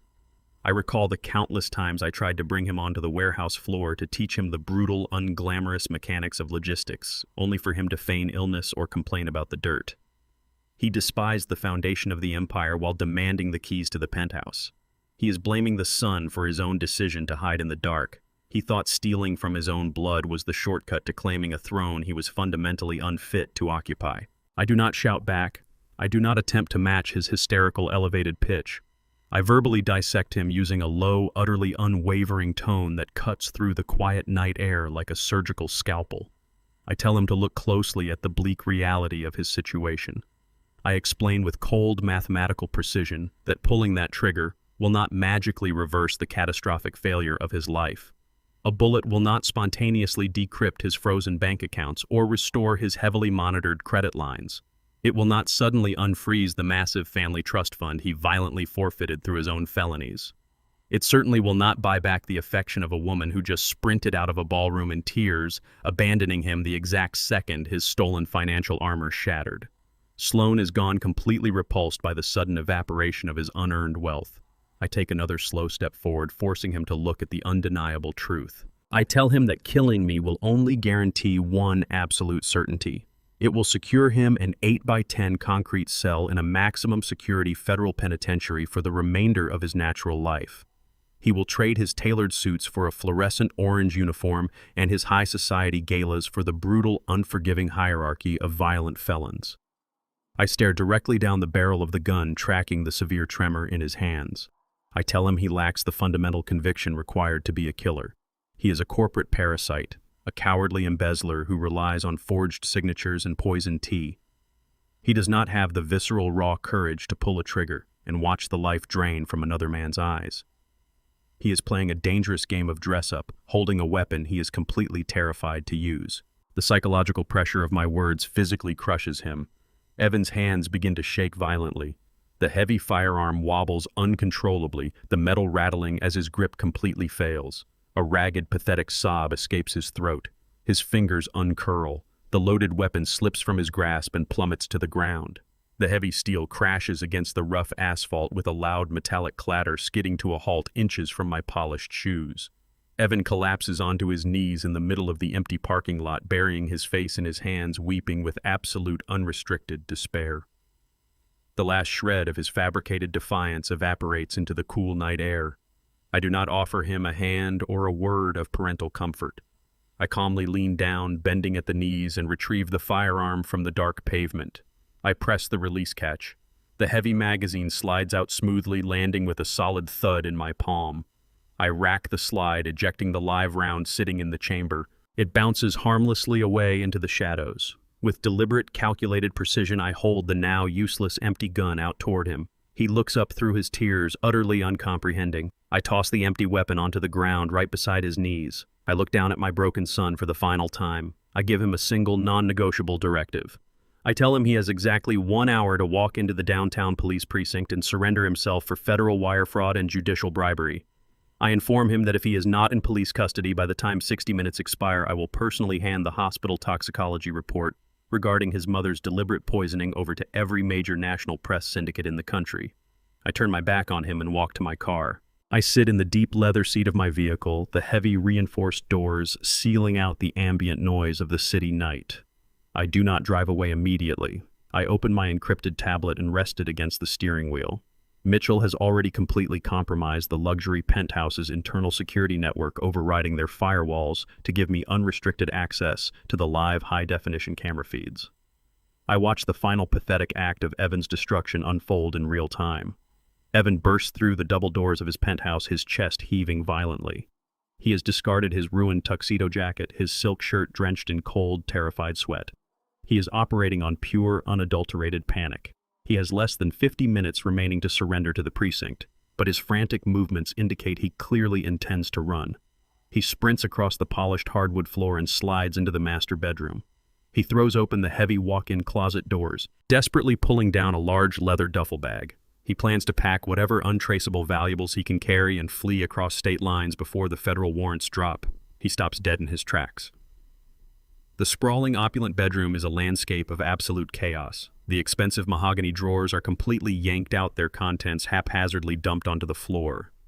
Designer clothes, documents, and velvet jewelry boxes are scattered indiscriminately across the expensive rug. Evan's panicked gaze snaps to the far wall.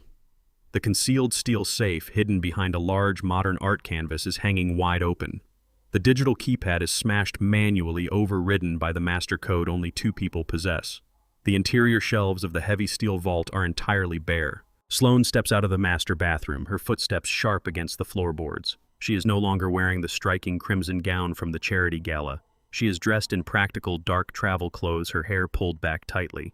She grips the handles of 2 massive reinforced polycarbonate suitcases. She looks at Evan with an expression of profound, chilling disgust. She has already witnessed his absolute public annihilation at the ballroom. She knows the federal authorities are rapidly closing in on their operations.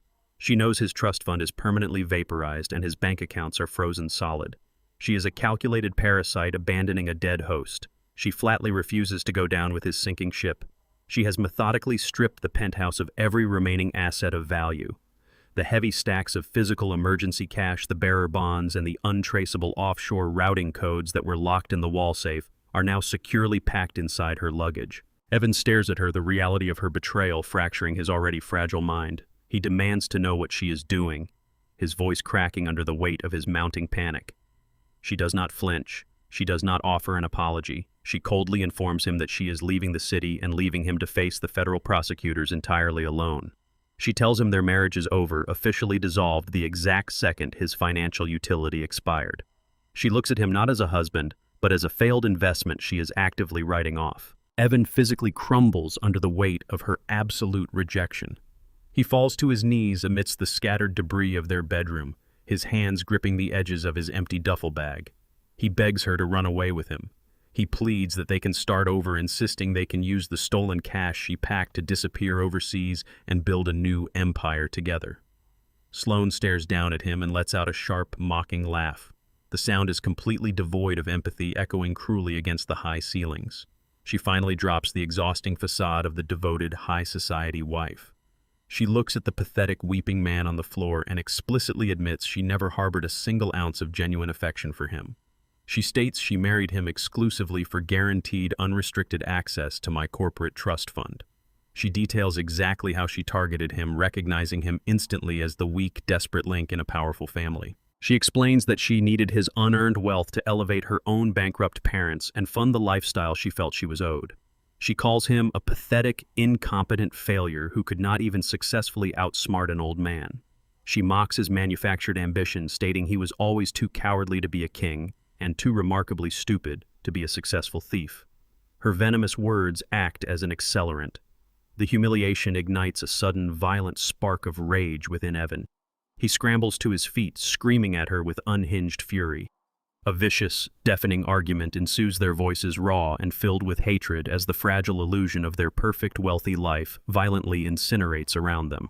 Sloane watches Evan advance toward her, his fists clenched, his desperation rapidly evolving into unpredictable, erratic aggression. She executes a brutal, flawlessly calculated pivot. She drops the handles of her heavy suitcases and takes 2 rapid steps backward, putting distance between them. She reaches into her dark jacket pocket and pulls out her cell phone. She dials emergency services without a fraction of hesitation. The moment the municipal dispatcher answers the line, Sloane's entire demeanor shifts instantly. She begins sobbing hysterically into the receiver, her voice trembling with manufactured absolute terror. She falsely reports that her estranged husband has forcefully broken into her penthouse. She screams into the phone that he is violently intoxicated, mentally unstable, and actively attempting to physically assault her. Without breaking eye contact with Evan, she grabs a heavy, expensive glass lamp from the nightstand and violently crashes it onto the hardwood floor. The shattering glass creates the undeniable, chaotic audio of a physical struggle for the recorded emergency line. She intends to frame him entirely. By playing the traumatized innocent victim of a violent domestic intrusion, she plans to hand him over to the police, covered in fresh, immediate criminal charges. She is purchasing her own legal immunity deal by feeding him directly to the authorities. Evan freezes, completely paralyzed by the sheer calculating evil of her maneuver. I sit quietly in my vehicle and watch the live feed. Faintly piercing the quiet night air, I hear the rising wail of police sirens in the distance.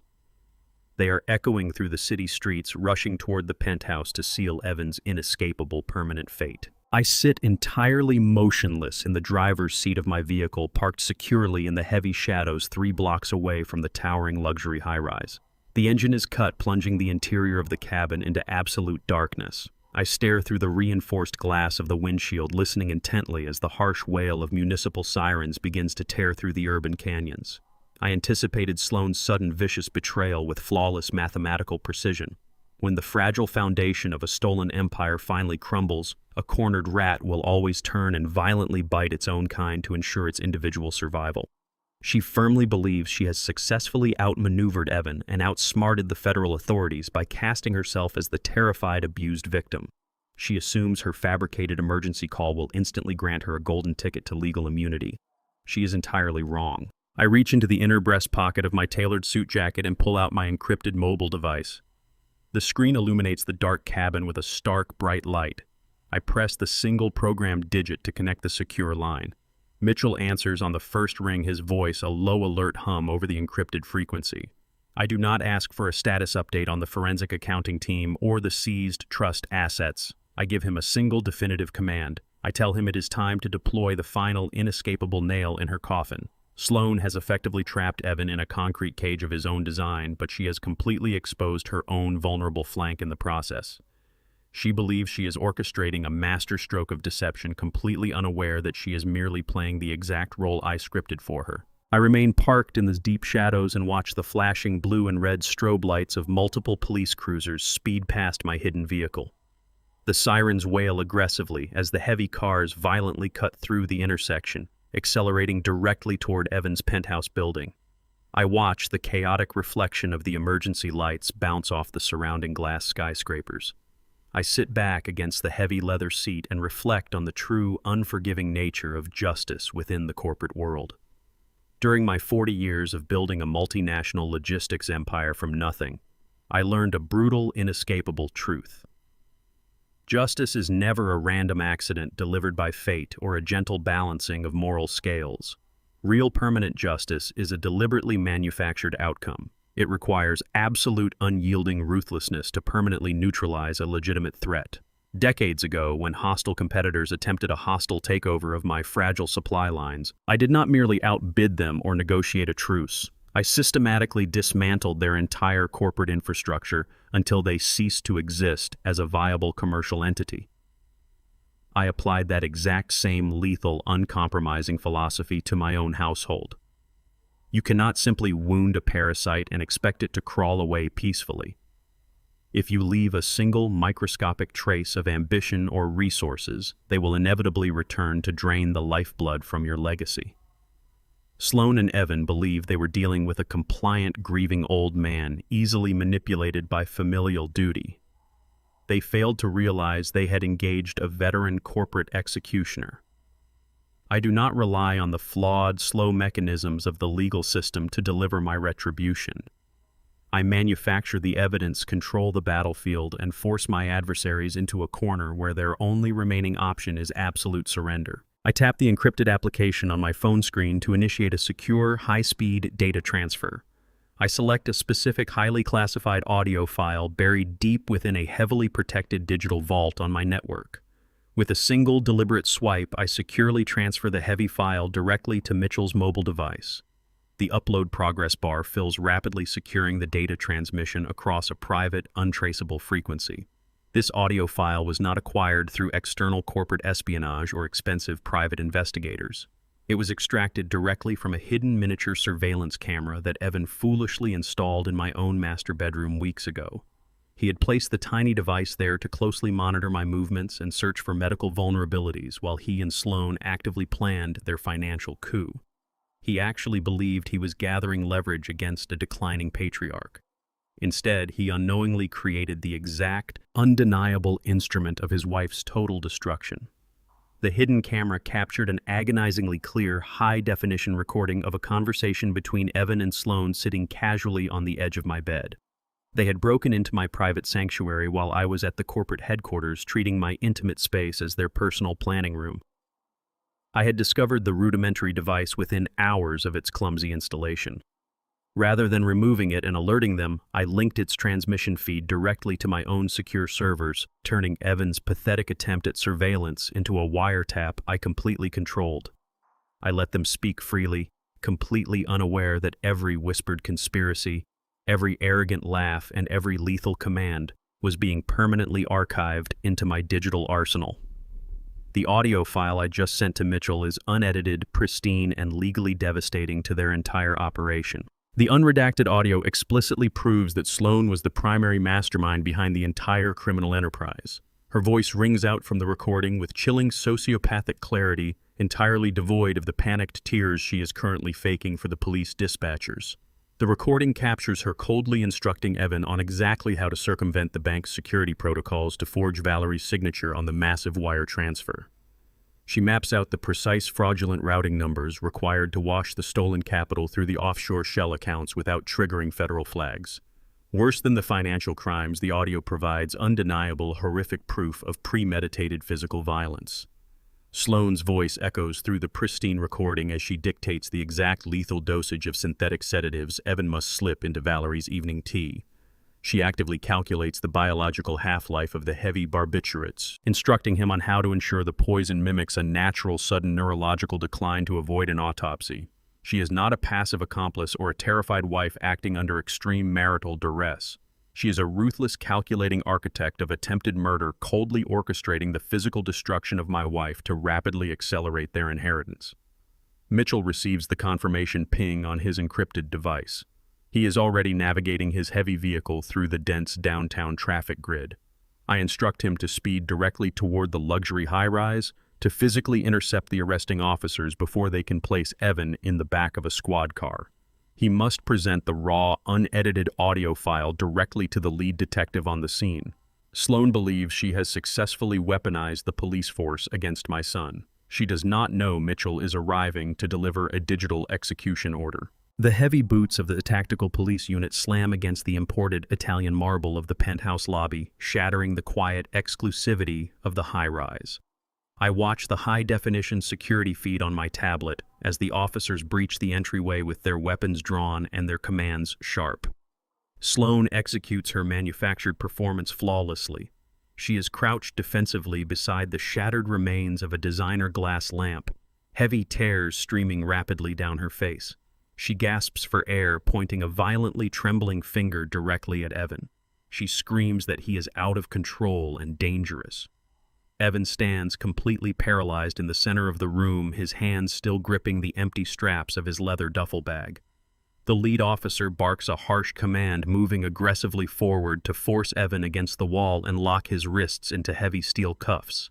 Evan stammers, desperately trying to articulate a defense, but his panicked words dissolve into incoherent pleading.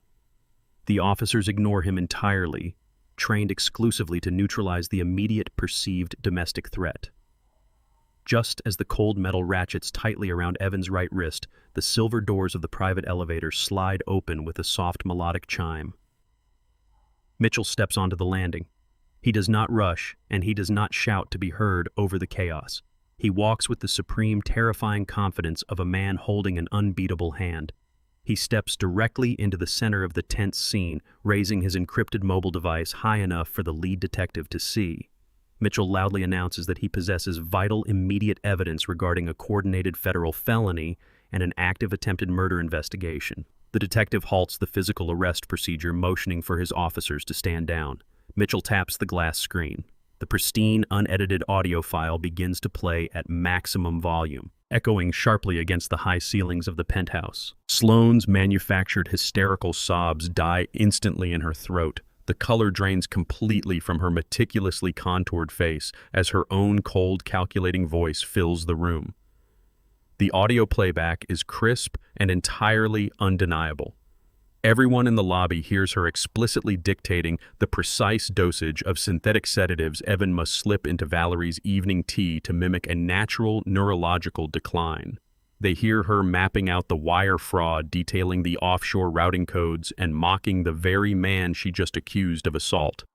The lead detective's expression hardens into a mask of absolute professional disgust. He slowly turns his gaze away from Mitchell's phone and glares directly at Sloane. The fragile illusion of the traumatized innocent victim completely evaporates in an instant, replaced by the stark, documented reality of a lethal conspirator. The detective delivers a sharp, silent nod to his deputies. Two uniformed officers immediately abandon their defensive perimeter around Evan and march directly toward Sloane. She attempts to scramble backward, her expensive dark travel clothes slipping against the polished marble floor. She stammers frantically, claiming the recording is a digital fabrication, an illegal wiretap, and a desperate lie manufactured to frame her. The officers do not hesitate or entertain her frantic arguments. They seize her arms firmly, pull her forcefully to her feet, and lock the heavy steel handcuffs tightly behind her back. The detective reads Sloane her Miranda rights on the spot, his voice serving as a steady, unforgiving drumbeat, outlining her absolute ruin. Both Evan and Sloane are physically secured in restraints and forcefully marched out of the penthouse. The police parade them through the main opulent lobby of the building. Dozens of their wealthy neighbors, awoken by the sirens, stand in the corridors watching in stunned, judgmental silence as the high society couple is marched out like common criminals. I sit perfectly still in the driver's seat of my vehicle, entirely concealed behind the heavy dark tint of the reinforced windows. I watch the chaotic procession spill out through the revolving glass doors of the high-rise and onto the pavement. The flashing strobe lights of the police cruisers paint the surrounding buildings in violent rhythmic slashes of red and blue. The officers press Evan firmly by the shoulder, guiding him toward the back of a waiting squad car. His head hangs entirely low, his chin resting against his chest. His shoulders are slumped, completely devoid of the arrogant, entitled posture he carried into my home just 24 hours ago. He is broken, entirely defeated by his own catastrophic greed. As he ducks his head to clear the doorframe of the police vehicle, a sharp, profound ache settles deep within my chest. I do not mourn the coward currently entering the back of that cruiser. I mourn the sweet, earnest boy he once was decades ago. I clearly recall a specific sunlit afternoon when he was 8 years old, excitedly showing me a rudimentary wooden birdhouse he had built with his own hands. His face had been smeared with dirt and beaming with genuine, uncorrupted pride. That boy believed in hard work. That boy wanted to build something real and tangible. I spent years trying to cultivate that exact spark, but the corrosive influence of unearned wealth and his proximity to superficial power slowly rotted his foundation from the inside out. That innocent boy is permanently gone, completely consumed by the greedy shell of a man I am now sending to a federal prison. The pain of that monumental loss is undeniable, but my resolve remains absolute. I fully accept the necessary destruction of the monster he became. The harsh glare of the emergency lights fades as the police caravan speeds away into the dark city night, transporting my son to a concrete cell. The secure communication line on my dashboard interface chimes loudly, cutting through the silence of the cabin. I tap the screen to accept the incoming call from Mitchell. His voice is tight and strictly professional, stripping away any celebratory tone to deliver immediate tactical intelligence. He informs me that the dynamic inside the precinct has already fractured into total vicious self-preservation. Evan is currently sitting in a stark interrogation room, immediately offering to fully cooperate with the federal prosecutors. He is desperately attempting to secure a lighter sentence by offering to testify completely and unconditionally against Sloane. He is rapidly surrendering every single detail of the corporate embezzlement and the targeted poisoning to save himself. However, Sloane has already executed a brutal, highly calculated countermeasure. Mitchell reveals that she utilized her single legally mandated phone call to secure the services of the most vicious, morally bankrupt defense attorney in the state. Her legal counsel is already physically on site at the precinct, completely halting her interrogation and erecting a massive legal firewall around her. Mitchell warns me of their explicit, highly aggressive defense strategy. Her lawyer does not intend to deny the financial crimes or dispute the audio recordings. Instead, he plans to drag Valerie's private, highly sensitive medical history into a public, humiliating courtroom spectacle. He intends to weaponize Valerie's past vulnerabilities and completely distort her medical records to aggressively manufacture reasonable doubt regarding the origin of the poisoning. They are preparing to put my wife on trial to save themselves. The war has violently escalated, moving from the shadows directly into the glaring, unforgiving light of the judicial system. The thought of Valerie's private medical history being dragged through a public courtroom by a ruthless defense attorney ignites a cold, absolute fury within me. I will not allow my wife's dignity to become fodder for tabloid journalists and parasitic legal maneuvering. Sloan fully expects to use the very woman she actively poisoned as a human shield to escape the federal penitentiary. I refuse to let the woman I love be subjected to vicious cross-examinations designed to paint her as a senile casualty of old age. I remain in the shadowed cabin of my vehicle and instruct Mitchell to execute a hostile legal blockade. The attorney Sloan secured is a high-profile, aggressively unethical litigator operating out of the most prestigious defense firm in the state. He is known for turning courtrooms into circuses, destroying reputations to save guilty clients. However, like all corporate entities, his ultimate loyalty is tethered entirely to capital. I authorize Mitchell to mobilize a fraction of my liquid wealth. I do not attempt to bribe the lawyer directly. Instead, I dictate a flawless corporate maneuver. We place an exorbitant multi-million-dollar retainer fee directly with the managing partners of that exact law firm. The retainer is ostensibly to secure their exclusive legal counsel for a massive, fabricated international corporate restructuring project involving my logistics empire. The sheer volume of the financial commitment guarantees their immediate compliance. The capital transfer is executed instantaneously, wiring the funds from a clean corporate account into their primary holding trust before the sun even rises. I purchase their unwavering loyalty without ever mentioning Sloan or the criminal case. I simply buy the entire firm out from under her feet, neutralizing her greatest weapon before it can even be drawn. By officially retaining the entire firm for my corporate consultation, I instantly create a massive, insurmountable legal conflict of interest. The law dictates that a firm cannot possibly represent a criminal defendant while simultaneously cashing exorbitant checks from the primary victim of that exact crime. The ethical mandate is absolute and unforgiving. The moment the managing partners realize they are legally bound to my corporate interests, they immediately stride into the precinct interrogation room and pull their star defense attorney off Sloan's case mid-sentence. I can perfectly envision the exact moment her arrogant smirk dissolves into pure panic. The elite, high-priced legal shield she thought she had brilliantly secured evaporates into thin air. The firm is forced to drop her as a client, immediately abandoning her in the bleak holding cell without a single word of legal advice. She is completely stripped of her tactical advantage. Because her personal accounts remain entirely frozen by federal mandate, she lacks the independent capital to hire a replacement of equal caliber. She is left utterly undefended in the face of insurmountable federal charges. The judicial system processes her rapidly. She is automatically assigned an overworked, profoundly exhausted public defender handling dozens of felony cases simultaneously. Her new legal counsel has absolutely no resources, no time, and no interest in staging a dramatic, high-profile courtroom spectacle. Sloan's master plan to humiliate my wife is permanently dismantled by a simple, bloodless stroke of corporate mathematics. She is entirely trapped, stripped of the unearned privilege she weaponized for years.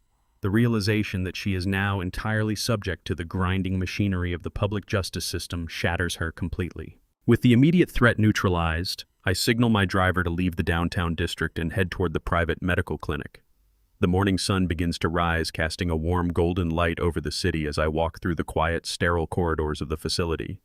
I enter Valerie's private room and experience a profound grounding relief. Without the heavy synthetic sedatives constantly being slipped into her tea, the dense fog clouding her mind has completely lifted. She is sitting up in bed, looking out the large window bathed in the natural morning light. She is fully lucid, the sharp, vibrant intelligence that I fell in love with 4 decades ago radiating clearly from her eyes. I walk to her bedside and take her hands in mine.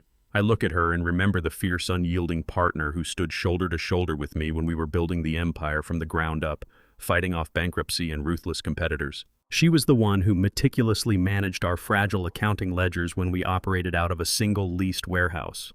She possessed a mind far sharper than any of the corporate executives who later tried to undermine us. She never once wavered during the brutal early years when we had nothing but a shared vision and absolute trust in one another. I gently squeeze her fingers and tell her that the storm is finally breaking. I do not burden her with the grotesque details of Evan and Sloane's betrayal or the criminal charges now bearing down upon them. I simply promise her that the people who tried to hurt her have been permanently removed from our lives. She squeezes my fingers back with steady strength, offering a soft, knowing smile. She trusts me absolutely. I leave Valerie to rest and step back out into the quiet clinic hallway. Mitchell is already waiting for me near the elevators, his posture rigid and his expression unreadable. He approaches with a swift, purposeful stride and hands me a physical briefing file. He informs me that Sloane's newly assigned public defender just approached him with a desperate, frantic plea. Sloane is currently sitting in a federal holding cell, completely terrified by the bleak reality of a lengthy prison sentence. The arrogant sociopath who demanded absolute control has been reduced to a weeping, panicked inmate facing the destruction of her carefully curated existence. The public defender communicated that Sloane is willing to completely surrender. She is offering to sign over all contested assets, fully confess to masterminding the bank forgery, and plead guilty to every single federal charge levied against her. She will accept a strict plea deal that guarantees her incarceration without demanding a public trial. But she has presented one absolute non-negotiable condition for her total surrender. She demands that I must personally liquidate and forgive the crushing multi-million-dollar commercial debt I secretly purchased from her bankrupt parents weeks ago. She knows I hold the precise financial instruments that will render her mother and father permanently destitute, effectively evicting them from their opulent estate.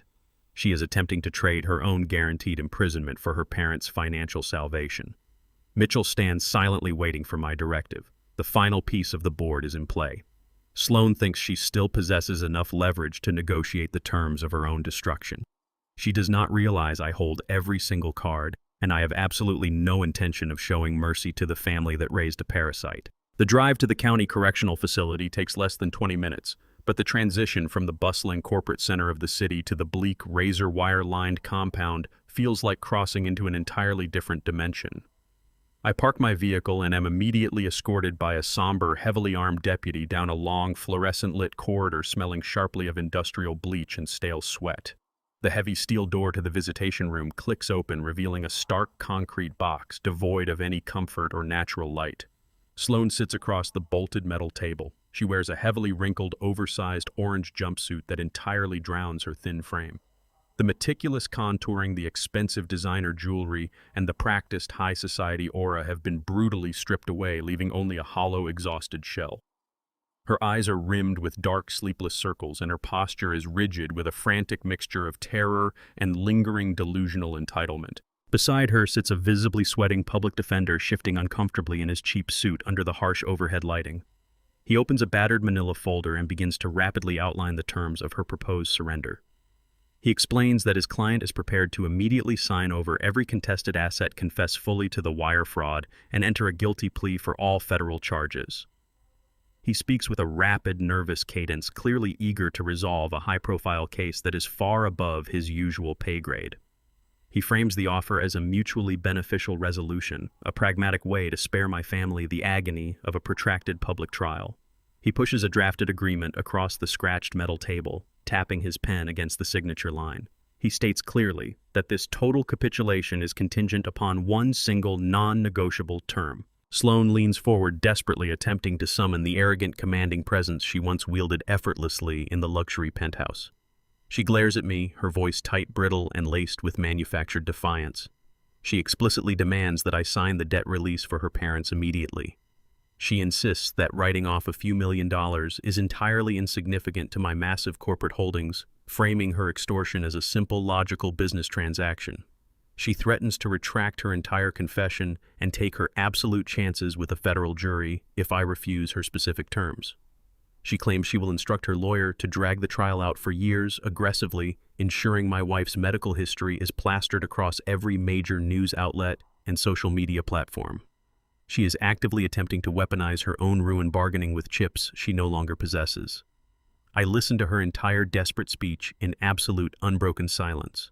I do not flinch. I do not offer a single micro-expression of anger, sympathy, or a willingness to negotiate. I let her hollow threats echo off the cinder block walls, allowing the crushing weight of the silent room to suffocate her manufactured confidence. The public defender clears his throat, clearly intimidated by the dense, freezing atmosphere I project. Sloane's breathing becomes shallow and erratic as my silence stretches into a full, agonizing minute. She realizes her aggressive threats are bouncing harmlessly off a titanium wall. She wanted a negotiation, a screaming match, or a desperate plea to protect Valerie. Instead, she is met with the cold, unyielding stare of an executioner who has already pulled the lever. Her false bravado rapidly dissolves into genuine, unfiltered panic as the inescapable reality of her powerlessness finally sets in. I finally break the suffocating silence, my voice low, resonant, and entirely devoid of any emotional fluctuation. I tell her that I spent 4 decades building a massive, pristine forest from absolutely nothing. During the early days of my logistics empire, when ruthless competitors and corrupt suppliers attempted to choke the life out of my fragile operations, I learned a fundamental law of survival. I explained that a healthy ecosystem can only thrive when you relentlessly cut away the rotten, diseased wood. You do not negotiate with rot, and you certainly do not pay it to leave politely. You sever it completely to protect the living roots. I lean back slightly in my metal chair, maintaining an unwavering lock on her terrified eyes. I state that she and her entire family are nothing but dead weight, a parasitic infection that attempted to latch onto my legacy and drain it dry. I detail how her parents squandered their own fortune through grotesque negligence and profound stupidity, relying entirely on her ability to manipulate a weak heir to maintain their illusion of wealth.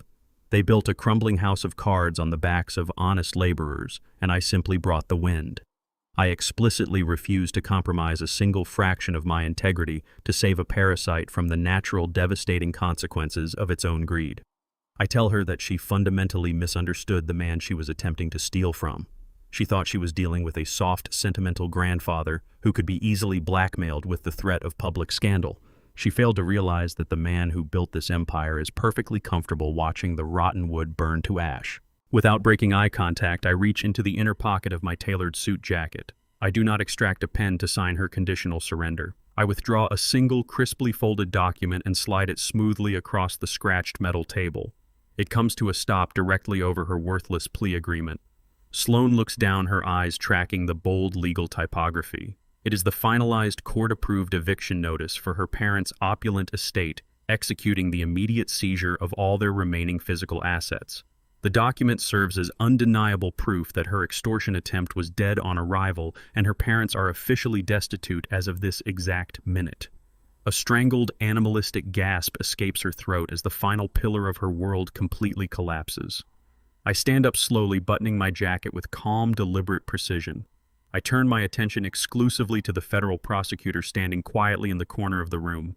I instruct him to reject any plea deals and aggressively pursue maximum statutory sentencing for felony elder abuse, wire fraud, and attempted manslaughter. I demand that she face every single day of the absolute maximum penalty. Sloane completely shatters. She lunges forward against the table, screaming in total unrestricted defeat. Her shrieks bounce violently off the concrete walls, a cacophony of absolute despair, as she realizes there is no escape, no negotiation, and no salvation. 2 heavy-set correctional officers immediately rush into the room, grabbing her forcefully by the shoulders to drag her away. She thrashes wildly in her bright orange jumpsuit, her desperate screams echoing down the sterile corridor until the heavy steel door slams shut, sealing her fate in total silence. The heavy-caliber weapon gleams under the dull amber glow of the solitary sodium street lamp. The VIP parking lot is completely deserted, the valet attendants having retreated indoors during my keynote address. Evan stands before me, shivering violently despite the mild night air. His tailored tuxedo jacket is heavily wrinkled, his silk bow tie missing and his collar torn open. The sharp, sour stench of cheap whiskey and desperate cold sweat rolls off his skin in waves, a pathetic testament to his shattered nerves. He grips the firearm with both hands, but the barrel wavers erratically, tracing nervous, chaotic circles against the dark fabric of my suit. He screams that I have completely ruined his life. His voice cracks, echoing loudly off the concrete pillars of the parking structure, raw with an unhinged blend of terror and furious entitlement. He demands to know why I had to destroy him in front of the entire city, deliberately ignoring the reality that he authored his own absolute destruction. I do not flinch. I do not raise my hands in a posture of surrender. I maintain complete relaxed eye contact, staring directly into his bloodshot eyes. I let his frantic screams wash over me, absorbing the chaotic energy of a man who has finally slammed into the inescapable wall of his own consequences. The silence stretches between his outbursts, thick and heavy. I deliberately adjust the cuffs of my suit jacket. Without breaking his gaze, I take a slow, calculated step forward. My polished shoes crunch softly against the loose gravel. I move directly toward the trembling barrel of the weapon. I close the distance until the cold steel is less than 2 feet from my chest, forcing him to either pull the trigger or accept the absolute futility of his final gambit. Evan recoils slightly, his expensive boots scraping backward against the abrasive asphalt. He did not expect me to walk directly into the line of fire, his facade of lethal intent fractures instantly revealing the broken, deeply insecure child cowering beneath the surface. He cries out, his voice dropping an octave that he could never breathe in my shadow. He claims he was suffocating under the immense crushing weight of my corporate legacy. He screams that he had to take what was his because I cast too large a figure for him to ever succeed on his own merits. He blames my massive international footprint for his distinct lack of ambition, attempting to twist his federal crimes into an act of necessary survival. He shouts that I never gave him the respect he deserved, deliberately ignoring the decades I spent attempting to instill discipline and honor into his character. I listen to his pathetic justifications. I recognize the exact tone. It is the agonizing, predictable cry of a boy who desperately wants the heavy gold crown without ever having to hold the bloody sword. He wanted the vast financial empires, the luxury estates, and the unyielding social deference, but he completely lacked the spine required to forge those assets through actual grueling labor. I recall the countless times I tried to bring him onto the warehouse floor to teach him the brutal, unglamorous mechanics of logistics, only for him to feign illness or complain about the dirt. He despised the foundation of the empire while demanding the keys to the penthouse. He is blaming the sun for his own decision to hide in the dark. He genuinely thought stealing from his own blood was the shortcut to claiming a throne he was fundamentally unfit to occupy. I do not shout back. I do not attempt to match his hysterical, elevated pitch. I verbally dissect him using a low, utterly unwavering tone that cuts through the quiet night air like a surgical scalpel. I tell him to look closely at the bleak reality of his situation. I explain with cold mathematical precision that pulling that trigger will not magically reverse the catastrophic failure of his life. A bullet will not spontaneously decrypt his frozen bank accounts or restore his heavily monitored credit lines.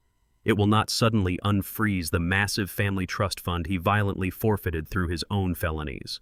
It certainly will not buy back the affection of a woman who just sprinted out of a ballroom in tears, abandoning him the exact second his stolen financial armor shattered. Sloan is gone, completely repulsed by the sudden evaporation of his unearned wealth. I take another slow step forward, forcing him to look at the undeniable truth. I tell him that killing me will only guarantee one absolute certainty. It will secure him an 8x10 concrete cell in a maximum security federal penitentiary for the remainder of his natural life. He will trade his tailored suits for a fluorescent orange uniform and his high society galas for the brutal, unforgiving hierarchy of violent felons. I stare directly down the barrel of the gun, tracking the severe tremor in his hands. I tell him he lacks the fundamental conviction required to be a killer. He is a corporate parasite, a cowardly embezzler who relies on forged signatures and poison tea to fight his battles. He does not have the visceral raw courage to pull a trigger and watch the life drain from another man's eyes. He is playing a dangerous game of dress-up, holding a weapon he is completely terrified to use. The psychological pressure of my words physically crushes him. Evan's hands begin to shake violently. The heavy firearm wobbles uncontrollably, the metal rattling as his grip completely fails. A ragged, pathetic sob escapes his throat. His fingers uncurl. The loaded weapon slips from his grasp and plummets to the ground. The heavy steel crashes against the rough asphalt with a loud metallic clatter, skidding to a halt inches from my polished shoes. Evan collapses onto his knees in the middle of the empty parking lot, burying his face in his hands, weeping with absolute, unrestricted despair. The last shred of his fabricated defiance evaporates into the cool night air. I do not offer him a hand or a single word of parental comfort. I calmly lean down, bending at the knees, and retrieve the firearm from the dark pavement. I press the release catch. The heavy magazine slides out smoothly, landing with a solid thud in my palm. I rack the slide, ejecting the live round sitting in the chamber. It bounces harmlessly away into the shadows. With deliberate, calculated precision, I hold the now useless, empty gun out toward him. He looks up through his tears, utterly uncomprehending. I toss the empty weapon onto the ground right beside his knees. I look down at my broken son for the final time. I give him a single non-negotiable directive. I tell him he has exactly 1 hour to walk into the downtown police precinct and surrender himself for federal wire fraud and judicial bribery. I inform him that if he is not in police custody by the time 60 minutes expire, I will personally hand the hospital toxicology report regarding his mother's deliberate poisoning over to every major national press syndicate in the country. I turn my back on him and walk to my car. I throw the encrypted phone onto the passenger seat and slam the transmission into drive. The heavy tires of my vehicle screech against the concrete of the courthouse parking lot as I accelerate wildly onto the main avenue.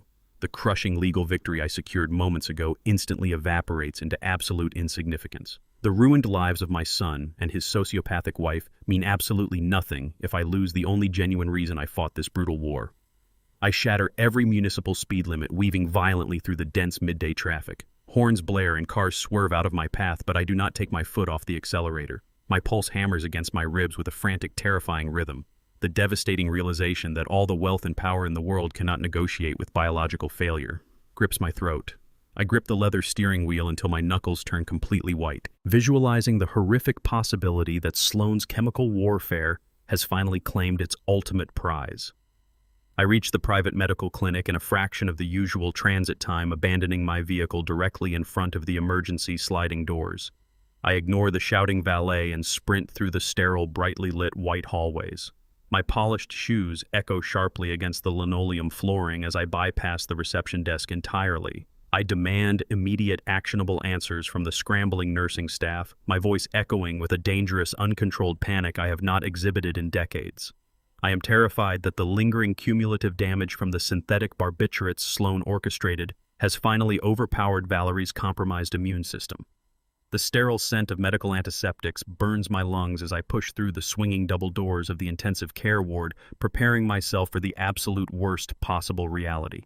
The head physician intercepts me before I can breach the threshold of Valerie's private suite. He places a firm, steadying hand directly on the center of my chest, physically halting my frantic momentum. He looks me squarely in the eyes and firmly instructs me to breathe.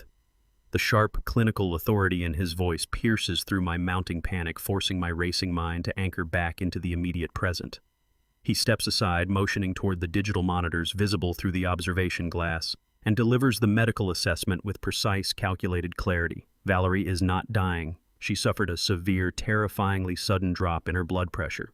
The physician explains that this catastrophic fluctuation was a direct, violent biological reaction caused by the final withdrawal stages of the toxic sedatives aggressively leaving her fragile system. The specialized medical team worked relentlessly to counteract the toxic cocktail, administering targeted intravenous fluids to stabilize her crashing system. Sloan and Evan had systematically flooded her bloodstream with heavy narcotics for months, and her body was staging a final brutal rebellion as the last traces of the poison were organically flushed away. The doctor assures me, with absolute medical certainty, that the worst of the chemical crisis is definitively over. Her central nervous system has successfully rebooted. The crash was temporary, a terrifying but necessary physiological reset. He points to the rhythmic, steady green lines tracking across the telemetry screens. Her vitals have fully and completely stabilized. The toxic fog that Evan and Sloan so meticulously engineered has been permanently eradicated from her biology. The crushing weight of the world instantly lifts from my shoulders, replaced by a profound, exhausting wave of pure relief. I nod silently to the physician, my composure slowly returning as the cold reality of our final victory settles into my bones. I push open the heavy wooden door and step quietly into Valerie's private room. The clinical machinery hums with a steady, reassuring rhythm. Valerie is fully awake. She is sitting upright against the crisp white hospital pillows, her face turned toward the large glass window. The bright, unfiltered afternoon sunlight streams across her features, illuminating the sharp, intelligent contour of her jawline. Hearing my footsteps, she slowly turns her head to face me. She reaches up with a trembling hand and gently touches her bare, scarred scalp. She traces the faint surgical lines that mark her survival, no longer hiding the raw, unvarnished truth of her grueling medical journey. She is no longer wearing the meticulously styled silk wig she utilized for the past 3 years to hide the physical devastation of her aggressive oncology treatments. During the darkest days of her initial diagnosis, when the relentless rounds of radiation stripped away her physical armor, Evan and Sloan had viewed her illness as a convenient, fatal weakness to be actively exploited. They saw a dying matriarch. I saw the most resilient fighter I had ever known. I walked slowly to the edge of her bed and sit beside her. I do not look at the medical monitors or the intravenous lines. I look directly into her clear, vibrant eyes. I lean forward and press a long, gentle kiss against her bare forehead. I take her fragile hands in mine, wrapping my fingers around hers. I speak in a low, unwavering tone, stripping away all the corporate armor and calculated ruthlessness I wore to obliterate our enemies. I tell her the brutal war is completely over and she has never looked more profoundly beautiful to me than she does in this exact victorious moment. She smiles, squeezing my fingers with returning strength, trusting me absolutely. Exactly 1 week later, the heavy iron gates of our estate swing open to welcome us back. I personally drive Valerie up the winding, tree-lined driveway parking beneath the grand stone portico. The sprawling house is completely quiet, bathed in the warm light of the late afternoon. It has been permanently purged of all toxic elements. The silence in the estate is no longer heavy with suspicion or impending betrayal. It is the deep, resonant silence of absolute security. There are no parasitic heirs lingering in the hallways, no deceitful daughters-in-law plotting in the shadows. My vast corporate empire is entirely secure, the supply lines insulated, and the board of directors firmly brought to heel. The traitors who attempted to dismantle my legacy from the inside are currently processing into their respective federal penitentiaries, stripped of their names and reduced to mere identification numbers. Sloan's parents, the false, arrogant in-laws who built their hollow lives on stolen capital, are officially ruined and legally evicted, banished entirely from the high society they worshipped. I help Valerie settle into the sunroom, ensuring she is comfortable and completely safe. I then walk down the long, silent corridor to my private home office. I sit behind the massive oak desk that has served as the command center for my life's work. I reach into the locked lower drawer and pull out my heavy, leather-bound private ledger. I open the thick cover and turn to a fresh, blank page. The intricate columns of debts, betrayals, and necessary retaliations have all been completely balanced. I uncap my fountain pen, but I do not write a single word. The ink is clean. The slate is wiped entirely blank.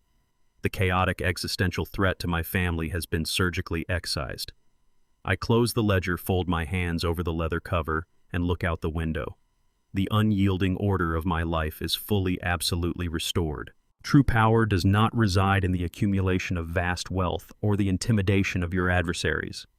True power is found in the unyielding discipline to protect the people who stood by your side when you had absolutely nothing. A legacy built on genuine sacrifice and mutual respect cannot be dismantled by greedy parasites or calculated deception. When toxic elements infiltrate your life, you must act with cold, decisive precision to eradicate the rot before it consumes the healthy foundation. Real victory is not simply destroying those who betrayed you, but restoring the absolute peace of your own sacred home. If you found this story compelling and deeply satisfying, please share it with others and let us know your thoughts in the comments below.